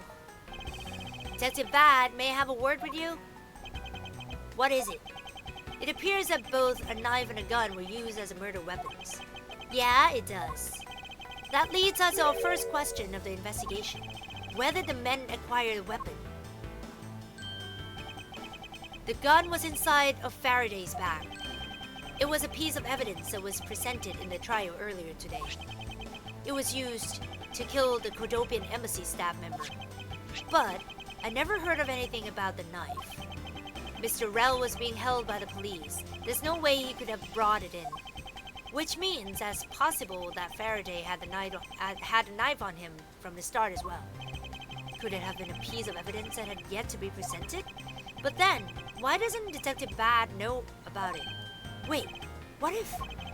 It's possible that Mr. Faraday brought the knife in under the guise of prosecutorial evidence. It could have then brought it out and attacked Mr. Rell with it. Huh. Maybe you've got a brain in there after all, kid. Yeah. Is he going to treat me like a child forever? It looks like Mr. Faraday attacked Mr. Rell first, who then counterattacked.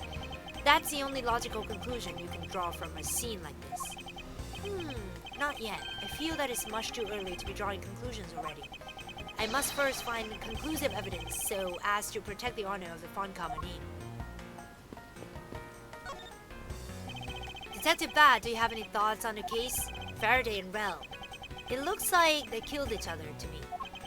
Although, there are a few things that just don't seem right. And what would they be? Why don't you try thinking on your own first before you bother me? Yeah, boy. What? Now I've been downgraded to just boy? Yeah, pal? I'm so excited, pal. This is my first real crime scene. Let's get investigating. Detective Gumshoe? I thought investigations are supposed to be conducted in a calm, collected manner. What do you know about running an investigation, little boy prosecutor? I know that at the very least, I have a greater grasp than you of what happened. Why you? You don't know any more than me, pal. Look, you just stay behind me, boy, and out of the way. Ironic coming from the guy that's been a step behind me in the entire case. Hello, welcome! Welcome. This is my first time setting foot inside the courthouse. Who would have thought it would be for my first case as a detective? But you know, I get the feeling I'll be coming here a lot more in the future. As a suspect detective?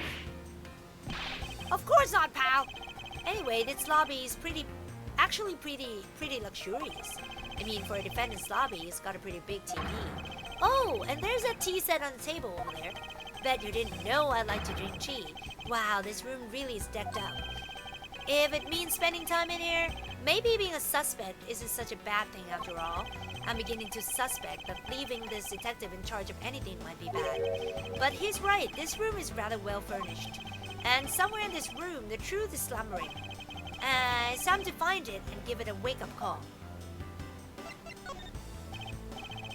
So, Detective Gumshoe. Yeah, what is it, boy? Of all people to call me that, this detective is by far the least qualified. I wanted to ask you about how the investigation is proceeding. See for yourself, pal. Ho-ho! Do I do a great detective bad or not? Has this man not a professional bone in his body? Yeah, very well. Then I'll inspect the victim's bodies myself. There's some stuff in the bag, pal. I suppose this was Mr. Faraday's bag. It's probably the trial evidence I was supposed to collect from him. This is the evidence? I better not touch it. I'll leave prints on it. Do you just not pay attention to anything you do? The window is opened and... Hey, there's a fresh flowery scent in the air. The flowers in the garden down there are so gross and gassy. Do you think maybe you could try offering something useful for a change? Well, at least there's no way someone escaped through this window, pal. They wouldn't wake up and smell the flowers after a fall from the 3rd floor. Are you willfully ignoring the fact that there are also iron bars on the windows? Yeah, I guess it's that too. Either way, no one could get through these windows, right? They thought of everything when they were designing this courthouse. Very nice. What is it, Detective Gumshoe? My TV at home is so tiny compared to this one, pal. Then perhaps you should purchase a more normal size television like this one. Oh, normal size. Ooh! Wait. Somebody claimed...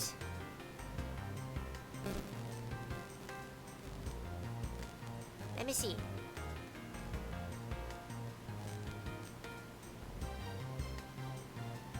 Speak Thai for 5 minutes. Okay, sure. Okay, 3, 2, 1. ก็ขอบคุณนะคะที่ใช้คะแนนด้วยนะขอบคุณนะขอบคุณได้พูดภาษาไทย5 นาทีนะคะพูดภาษาไทยไป5 นาทีโอเคมาก็แปลไปด้วย โคตรตลกมาโอเคทีวีมันโคตรใหญ่เลยโหสุดยอดว้าแล้วเสียงดังด้วยโอ้ยคนที่เสียงดังคือนายต่างหากไอ้หนุ่ม อย่าไปแตะต้องสิเฟยเดี๋ยวก็ลายนิ้วมือเต็มไปหมดแล้วแต่ว่าผมยังไม่ได้แตะอะไรเลยครับ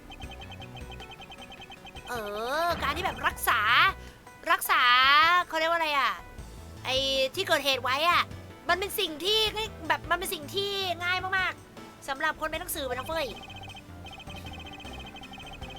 ไม่ใช่ง่ายดิเขาเรียกว่าอะไรอ่ะมันเป็นแบบว่ารากฐานของการเป็นนักสืบโอ้โหดูเหมือนว่าคนนี้น่าจะต้องเรียนรู้เยอะเลยนะโอเคอะไรอีกอะเอจิโร่ชอบจังคิดถึงเสียงแบบนี้จะจัด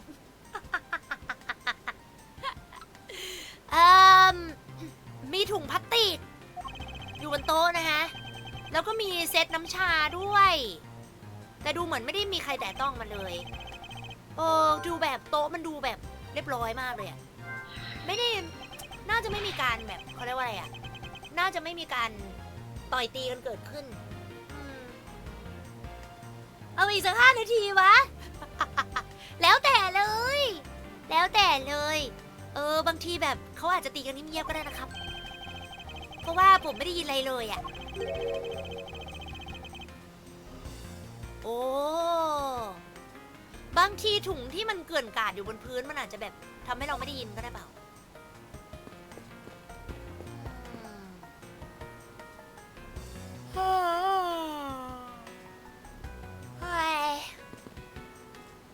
ตื่นเช้ามากเลยหนุ่ม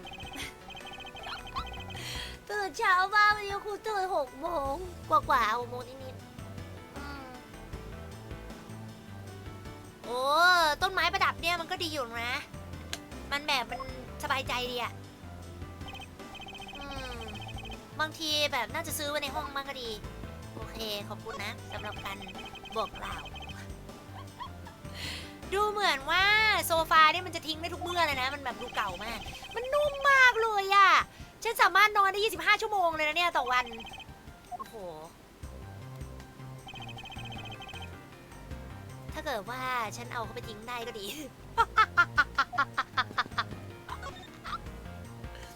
โอ้ดูเหมือนว่าคุณฟาราเดย์เขาจะทับคุณเร็วอยู่เนาะแบบจากการมองปราดแรกนะมันก็ดูเหมือนกับว่าเขาแบบฆ่ากันเองแต่ว่า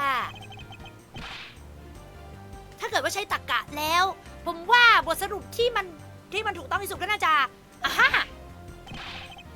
อะไรตะโกนทำไมเนี่ยโอ้ยอยู่ดีๆแบบว่าอยู่ดีๆความเป็นนักสืบมันก็แบบว่าแบบเข้ามาในหัวผมแบบแรงมาก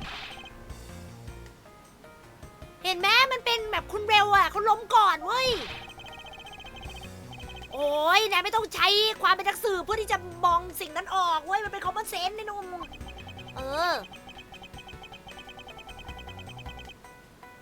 แต่สุดท้ายก็เราไม่รู้อะไรมากกว่านั้นจนกว่าเราจะได้ตรวจสอบนะโอเคมาตรวจสอบกันคุณฟาราเดย์มันแบบมันเป็นตลกร้ายเนาะที่เขาต้องมาแบบว่าเสียชีวิตในห้องเขาเรียกว่าอะไรในชั้นศาลทำไมต้องเป็นอย่างนี้ด้วยไม่รู้จะพูดอะไรเลยไม่อยากจะเชื่อเลยว่ามันเกิดขึ้นระหว่างที่ฉันกำลังดูอยู่เพื่อนโอ้ยไม่ต้องมาโชว์ตัวเองหรอกแทนที่จะทำอย่างนั้นน่ะช่วยสืบสวนเถอะนะ เพราะว่านายเป็นนักสืบเพื่อที่จะสืบสวนใช่ไหมใช่ครับโอเคงั้นกลับไปทำงานหาคำตอบให้ได้ว่ามันเป็นยังไงอะโอเคก็อย่างแรกเขาฆ่าเขาเรียกว่าอะไรอะพนักงานที่อยู่ที่สถานทูตโคโดเปียนนะคะแล้วก็ตอนนี้ก็มาฆ่าตัวตายด้วย คนนี้เนี่ยเขาไม่ใช่นางฟ้านางสวรรค์นะเนาะโอ้แล้วทำไมพูดงั้นน่ะอ๋อเขาเคยแบบว่าโดนจับมาหลายทีแล้วทั้งแบบเรื่องขโมยแล้วก็เรื่องทำร้ายคนอื่นด้วยเพราะฉะนั้นเขาก็เขาก็เป็นผู้ชายที่น่าจะแบบว่ามีแนวโน้มที่จะก่อเหตุ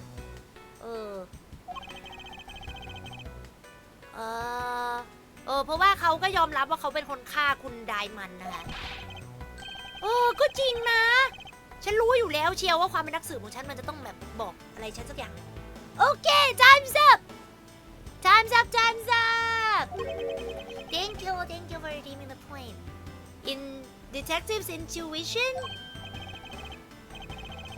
you know about it is special feeling that all we don't have time for this conversation right now let's return to the investigation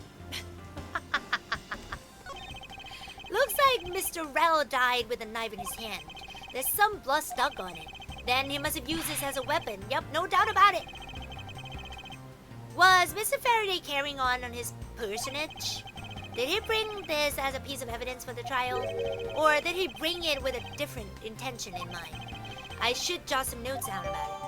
I believe Faraday brought this as evidence it was found in Rell's hand, okay? But this one is also an evidence, right? Looks like Mr. Faraday died while holding a gun in his right hand. So he shot Mr. Rell and then fell on top of him while still gripping onto a gun. I guess it does seem kind of strange, huh? I mean, why would Mr. Faraday know how to fire a gun? It's not exactly rocket science. Even I know how to pull a trigger. Although I doubt I'll ever need to use one. I hope I never have to fire a gun either, pal. But it sure does look cool to hold a gun in your hands. It appears that the police's screening procedures need a thorough review. Anyway, I should jot down some notes about the handgun in Mr. Faraday's hand. Okay. I can't deduce anything, right? Why are there plastic bags scattered all around? Those bags are for keeping evidence safe, pal. I know that much, detective. You sure are good at this stuff, aren't you, pal? Normally, I'll be happy when someone compliments me, but when it's this guy... I'm going to meet a dentist. I'll watch you play later. Thank you! Say hi to the dentist for me! Anyway, could these plastic bags be evidence of a fight between the two men? We have a lot of logic going on here. Okay, so... His hands is all black down here, see? I wonder what it could be. If you look closely, this blotching pattern resembles an ink stain. An ink stain? An ink stain? Oh my god, I speak just like Gumshoe. Yes, I usually get ink on my own hand when I use my feather pen. A feather pen? I've never seen one before. Sure you want just making it up, Paul? Mr. Rell's cause of death was from being shot, correct? That's what we think, but it's hard to tell with him lying face down. Death is bad enough, but it's truly lamentable that someone would try to hide the truth. Are you sure they were trying to hide something? I can't confirm Mr. Rell's cause of death with his body positioned like that. Detective Bad, I'd like to examine the bodies in further detail if possible. What's this? You're not able to form a theory with them the way they are? I believe an examination of the bodies is vital to finding the perfect evidence, don't you? I suppose you do have a point. Well, hurry up and get on with it. Labby. Yes, sir. We've taken enough photos of the scene, sir. And there you have it. Do you not approve? Of course not. What?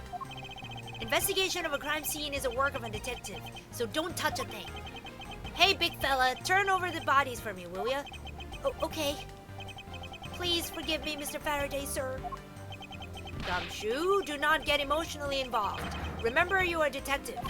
Yes, sir! Understood, sir!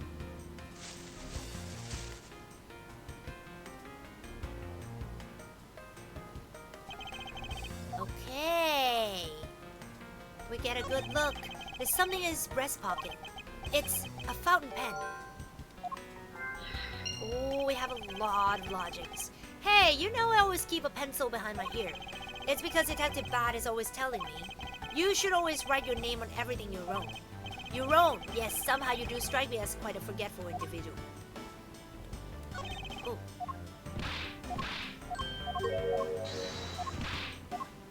Okay. He was stabbed. There's a knife wound in his chest. There's a knife wound in his chest here, see? I wonder if the wound matches the knife Mr. Rel is holding. Labby? Yes, sir. Verifying now, sir. Make it quick. From the look of things, one could deduce that the knife Mr. Rel is holding is what killed Mr. Faraday. Mr. Faraday is holding a gun in his right hand. That's the one Mr. Rel got blown away by, right? Labby, you answer? Yes, sir. We found that the ballistic markings do match that gun. Oh, ballistic markings are the figurative fingerprints a gun leaves on a bullet when fired. Every gun leaves its own unique ballistic markings. Therefore, by looking at the markings on the bullet, you can tell which gun it came from. Yeah, that's it! Of course I already knew about that, pal. Maybe you'd be better off going back to the academy. Yeah, come on, sir! Cut me some slack, will ya? So the bullet that was fired from his gun is what felled Mr. Rel.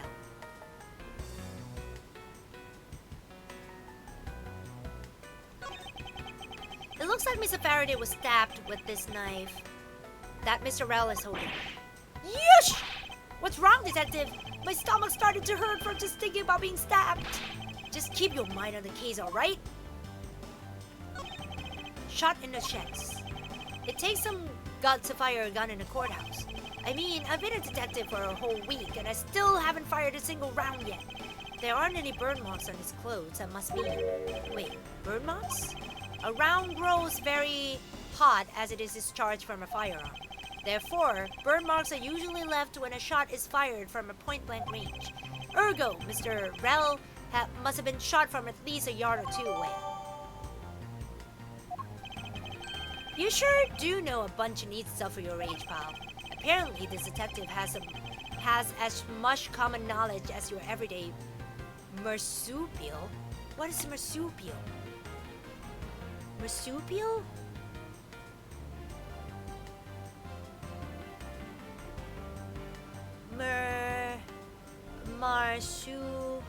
Marsupial. Kangaroo?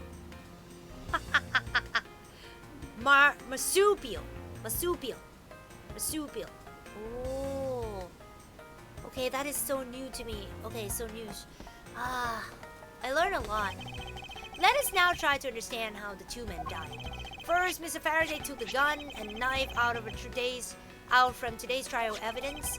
Then he aimed the gun at Mr. Rel and fired. However, Mr. Rel managed to grab the knife and counter Mr. Faraday while being shot. Then the two men fell together where they stood. That is my theory. In any case, what a crazy way to go. Still, something about that explanation doesn't seem right. Notes pertaining to Baron Faraday and Mackerel. I believe I now have a firmer grasp on what happened here. Okay. I think I should go for the logic thing. Neat and tidy table. Ink stain. This should relate. Yeah. That splotch on Mr. Faraday's hand. I wonder if it might be the ink from his fountain pen. Oh, let's ask the lab guy. Detective Gumshoe, I confirm that the substance from Mr. Faraday's hands is ink from his fountain pen. I see. Good work. You know, I've always wanted to say that, even if it's just one time in my life. If Mr. Faraday wrote with his fountain pen in his left hand, I think it's fair to assume that he was left-handed. It appears that Mr. Faraday's pen is very important to our case as well. Okay, you say so, pal.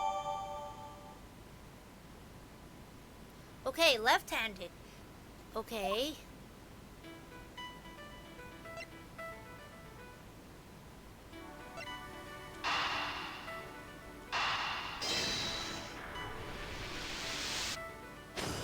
Yep.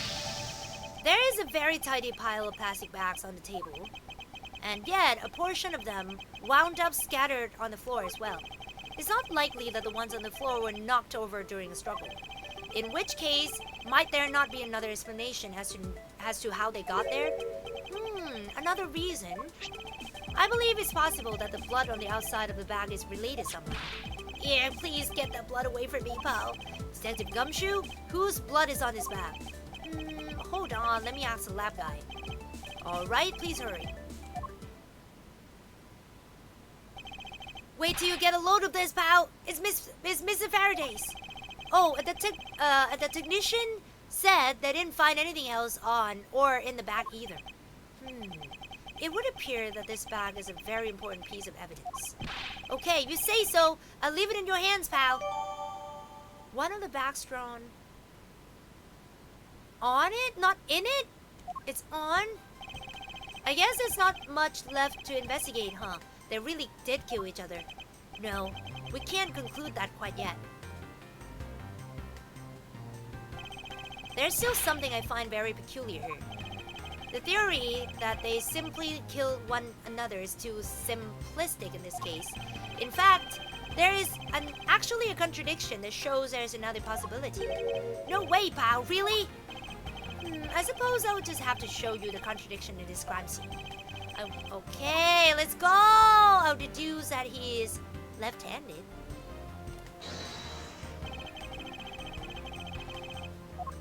Yes, he's left-handed.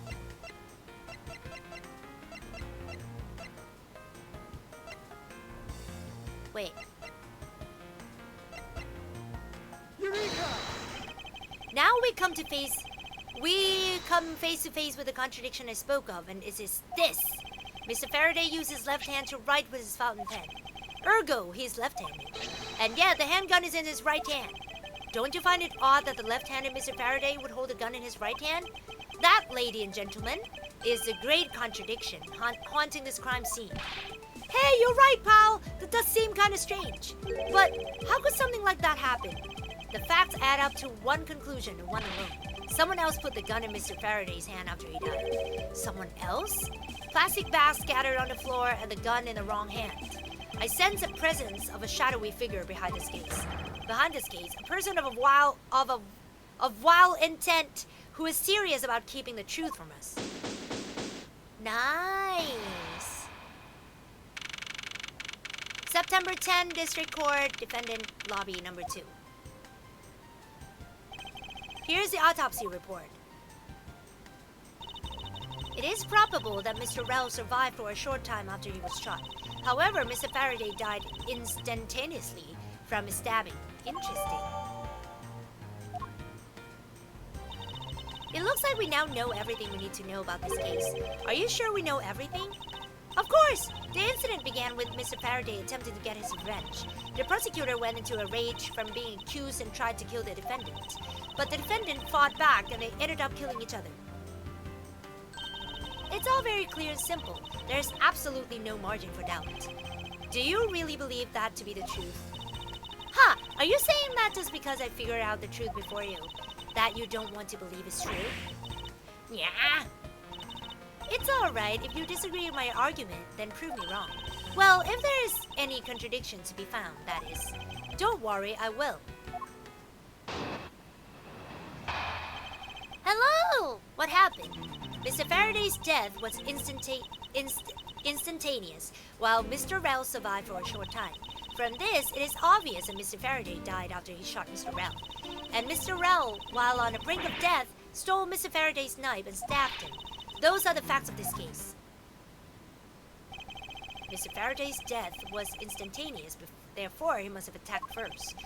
Proving that the logic to be false is probably the fastest way to show her that she's wrong. In that case, I should first look for any holes in her theory. Okay.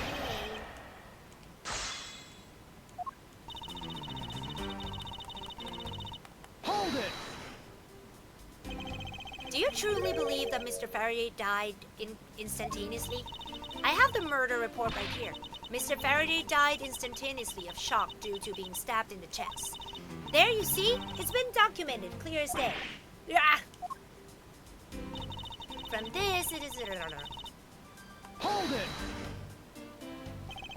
Mr. Faraday shot Mr. Rell before he died? Do you have any basis for that statement? Your foolishness has no end, does it? Now I hate to repeat myself, however, Mr. Faraday died instantaneously. That's all the basis I need. Alright, so if Mr. Faraday died instantaneously, then he must have attacked Mr. Rell before being stabbed. You're finally beginning to catch on, I see. And Mr. Rell... Hold it! So you believe that the dying Mr. Rell stole the knife from Mr. Faraday? Mr. Rell became desperate as he did not want to die. Human beings can do amazing things when they are put to test. So the two men struggled. And in the end, Mr. Rell was able to grab the knife and stab Mr. Faraday. The messy contradiction of this room is a testament to their struggle. Yes, my logic is perfectly sound. Can you really say that it's perfect? What are you insinuating? Nothing. However, I can't let what you said slide by without further inquiry.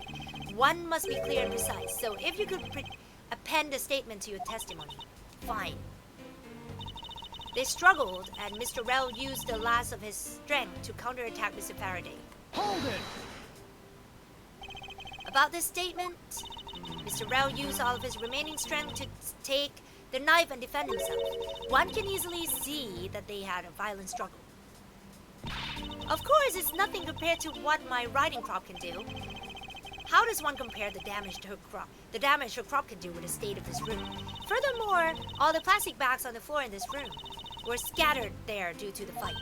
Is there anything else that I can explain for you? No, that'll be fine. Hold it! Claiming speculation as fact already, don't you feel that the evidence is a bit lacking?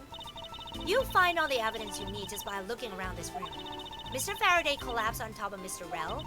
In addition, Mr. Faraday died instantaneously, making a counterattack impossible. Furthermore, the room is a total mess from the fight. Hey, I dare say that there's more evidence here than you could whip a whip at. It looks like she's becoming more and more confident. And looking at this place, she might have a right to be. After all, everything here seems to support her theory. It looks like you are starting to see my point. I have as good as won our little competition. There's something strange about Francisca's theory. It should compare her claim with the data I've gathered thus far. I just know there's a contradiction somewhere. Present.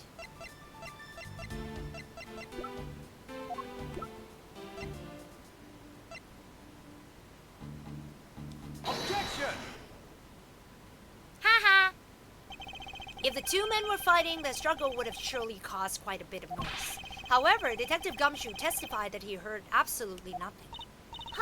You place too much faith in that detective's testimony, you know. But for the sake of argument, let's say there wasn't a fight. How then did Mr. Rell get his hands on the knife? Mr. Faraday's bag was sitting right here in the lobby number 2. It is not hard to imagine that perhaps Mr. Rell saw a chance and took it out at some point. So, what you're saying is this. Mr. Rell took a chance when he saw the opportunity and took the knife from the bag. And then Mr. Faraday shot Mr. Rell after being stabbed? Isn't there something strange in Francisca's statement just now? Wait. Mr. Rell took a chance when he saw the opportunity and took the knife from the bag. And then Mr. Faraday shot Mr. Rell? No! Something is off because he died instantly. Something doesn't add up. Oh, really? It's simply not possible for Mr. Faraday to have shot Mr. Rell after being stabbed.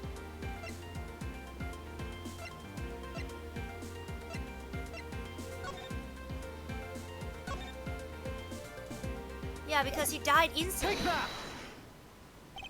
According to the coroner's report, Mr. Faraday died instantaneously, meaning that he died immediately upon being stabbed by the knife. Ergo, he could not possibly have fired a gun after that. Ooh, you got me. But of course. Well then, if the report is correct, then there is only one correct explanation. If we suppose that Mr. Rell attacked first, then Mr. Faraday, who died instantaneously, would have been unable to kill Mr. Rell. Therefore, Mr. Rell must have stabbed Mr. Faraday after he was shot. Then they both died. That is the only explanation that makes logical sense. Negating your opponent's ideas in order to prove your own theory. I see you've been studying, Francisca. I just wanted to explain it to you as simply as possible, before you foolishly propose a foolish theory that only a foolish fool like you could.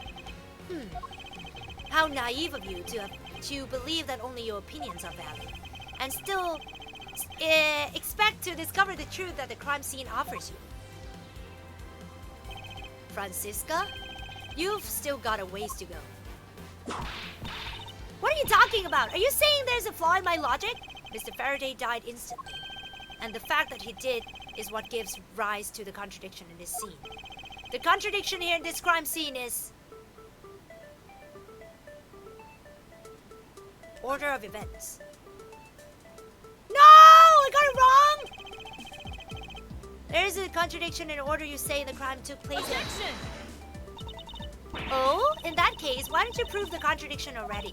Miles Edward, remember that we Von Commas must strive to be perfect in every way.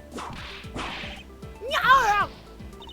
And that kind of half-baked answer can hardly be called perfect, now can it? Maybe I should have given more detailed explanation. Let's see. Mr. Faraday died instantaneously, and the fact that he did is what gives rise to the contradiction in this case.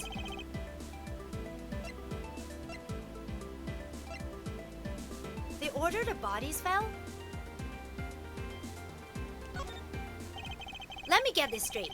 Why you are arguing this? Mr. Faraday took the gun from his evidence bag and shot Mr. Rell. Then, the wounded Mr. Rell found the opportunity to take the knife and strike back. Upon being stabbed, Mr. Faraday died on the spot and Mr. Rell died thereafter. If that's the case, then how do you explain this?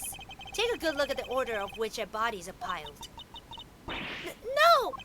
Oh yeah, I forgot about that. Mr. Faraday's body is lying on top of Mr. Rell's, therefore. Mr. Rell must have died before Mr. Faraday. Impossible! Yes, I agree that it seems strange no matter what angle you approach it from. Which means that the real mystery behind this crime scene that we must solve is... No! Not so fast, Miles Edward! What now? I simply think that you ought to think a bit more outside the box. And that it's even clearer now that the incident started with Mr. Faraday's murderous intent. She sure bounced back quickly. An explanation won't be enough this time. It's going to take some very decisive evidence to prove her wrong. What happened, Part 2? It was just chance that Mr. Faraday's body fell on top of Mr. Rell's. The two bodies fell into a pile, which indicates that they attacked each other at the same time. It really doesn't matter the slightest that they fell in the opposite order.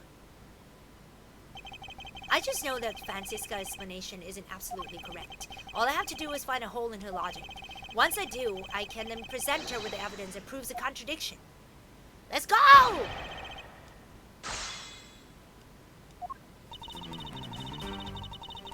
Hold it! About that, what? I haven't said anything! Pressing someone's testimony in order to gain some time to think. You're a real one-trick pony, aren't you?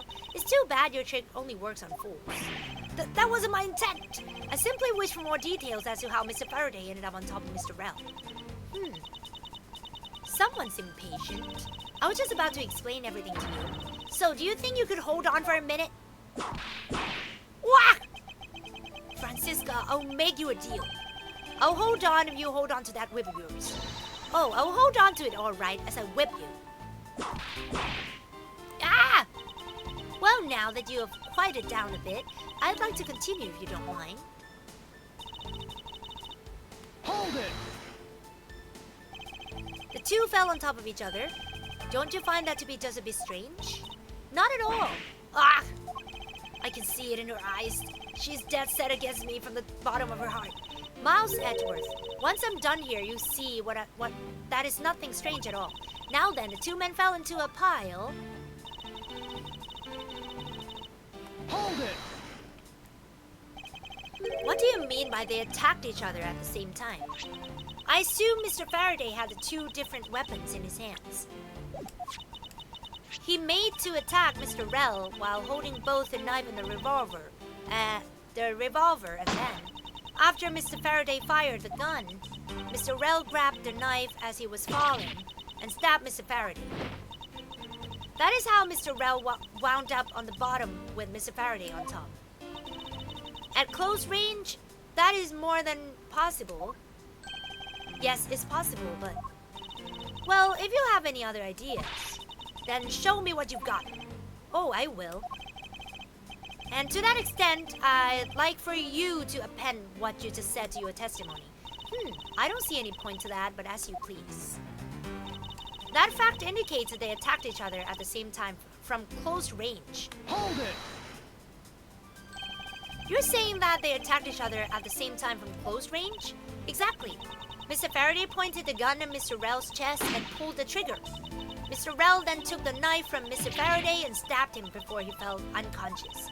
The dead Mr. Faraday instantly fell on top of Mr. Rel from the stabbing, pinning Mr. Rel under him, where he died shortly thereafter. And that's how they ended up on top of each other with no contradictions to be seen.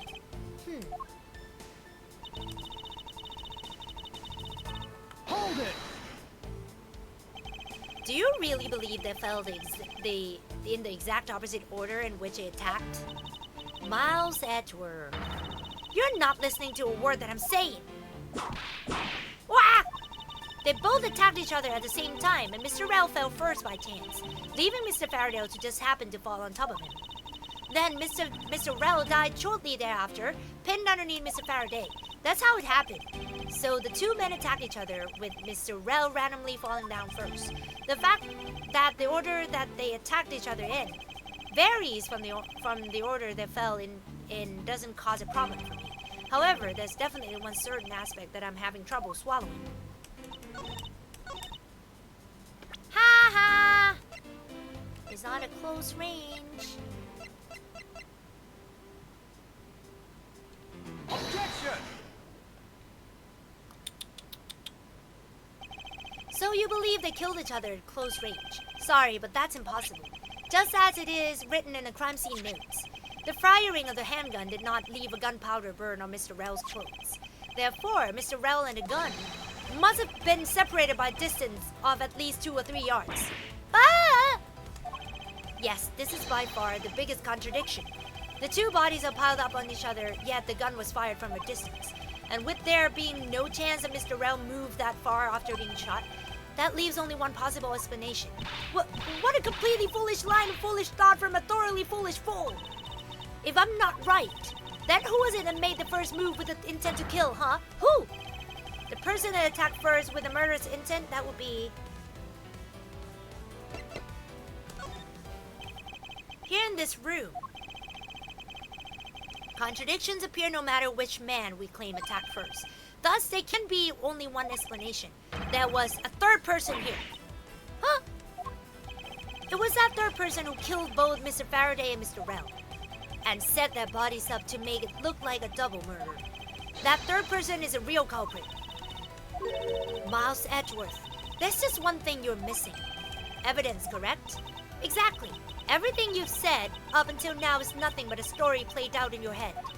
However, this is where the real test begins. Can you prove that there was a third person involved in this crime? Of course. If a third person was truly here, that fact would resolve the glaring contradiction. The proof that this has all been a setup made to look like they killed each other. I'll present it and lay bare the final piece of the puzzle that's not yet in place. What is the piece of evidence that proves there's a third person involved? What the heck?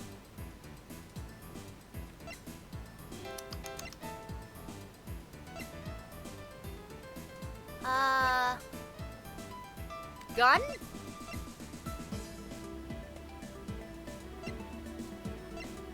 He's left-handed though, right? Isn't that supposed to be a gun?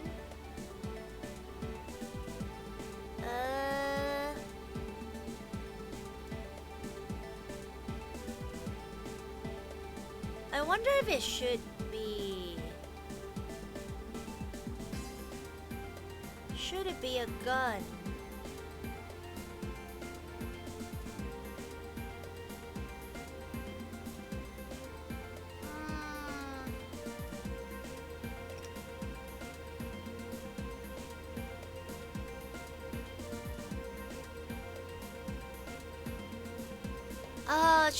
Should it be fountain pen? I wonder.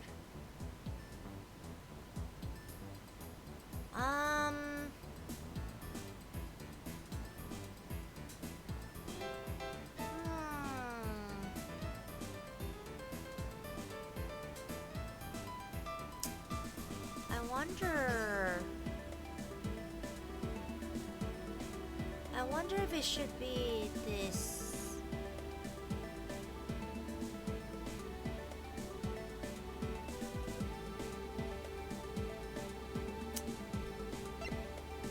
One of the bag. What is this?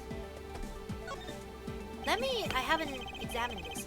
This blood here is from Mr. Faraday, but there are no other clues to be found. Which begs the question, do I need to put this back inside another bag in order to preserve it as evidence?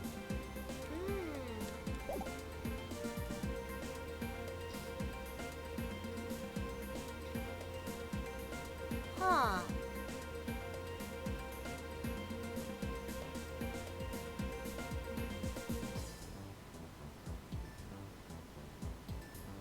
Take that! Oh my god, that was just a guess! The gun in Mr. Faraday's hand and the plastic bag with his blood on it. These two items point to the presence of a third person. How so? Recall Detective Gumshoe's testimony? I was in the hallway the whole time, but I didn't hear a single peep of struggle. If there wasn't a struggle in this room, then there shouldn't be any plastic bags on the ground.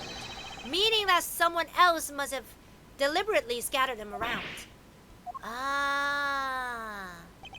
Do you not see the possibility in this? Disregarding the gun for the moment, there's a high probability of blood splatter when the knife is used on a person.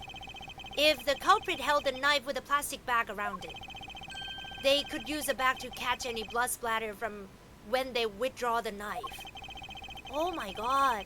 Then by spreading a few more plastic bags around, mixing the bloody one in with them, and arranging a room to make it look like there was a struggle between the two, they were able to conceal their presence. Ah!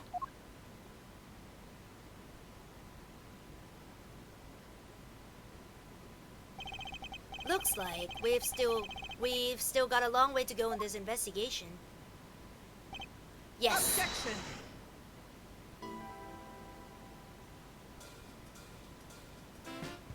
Oh, the judge is here too! What the heck's up with you, pal? Okay, I'm sorry people, but I have to go. Like for real.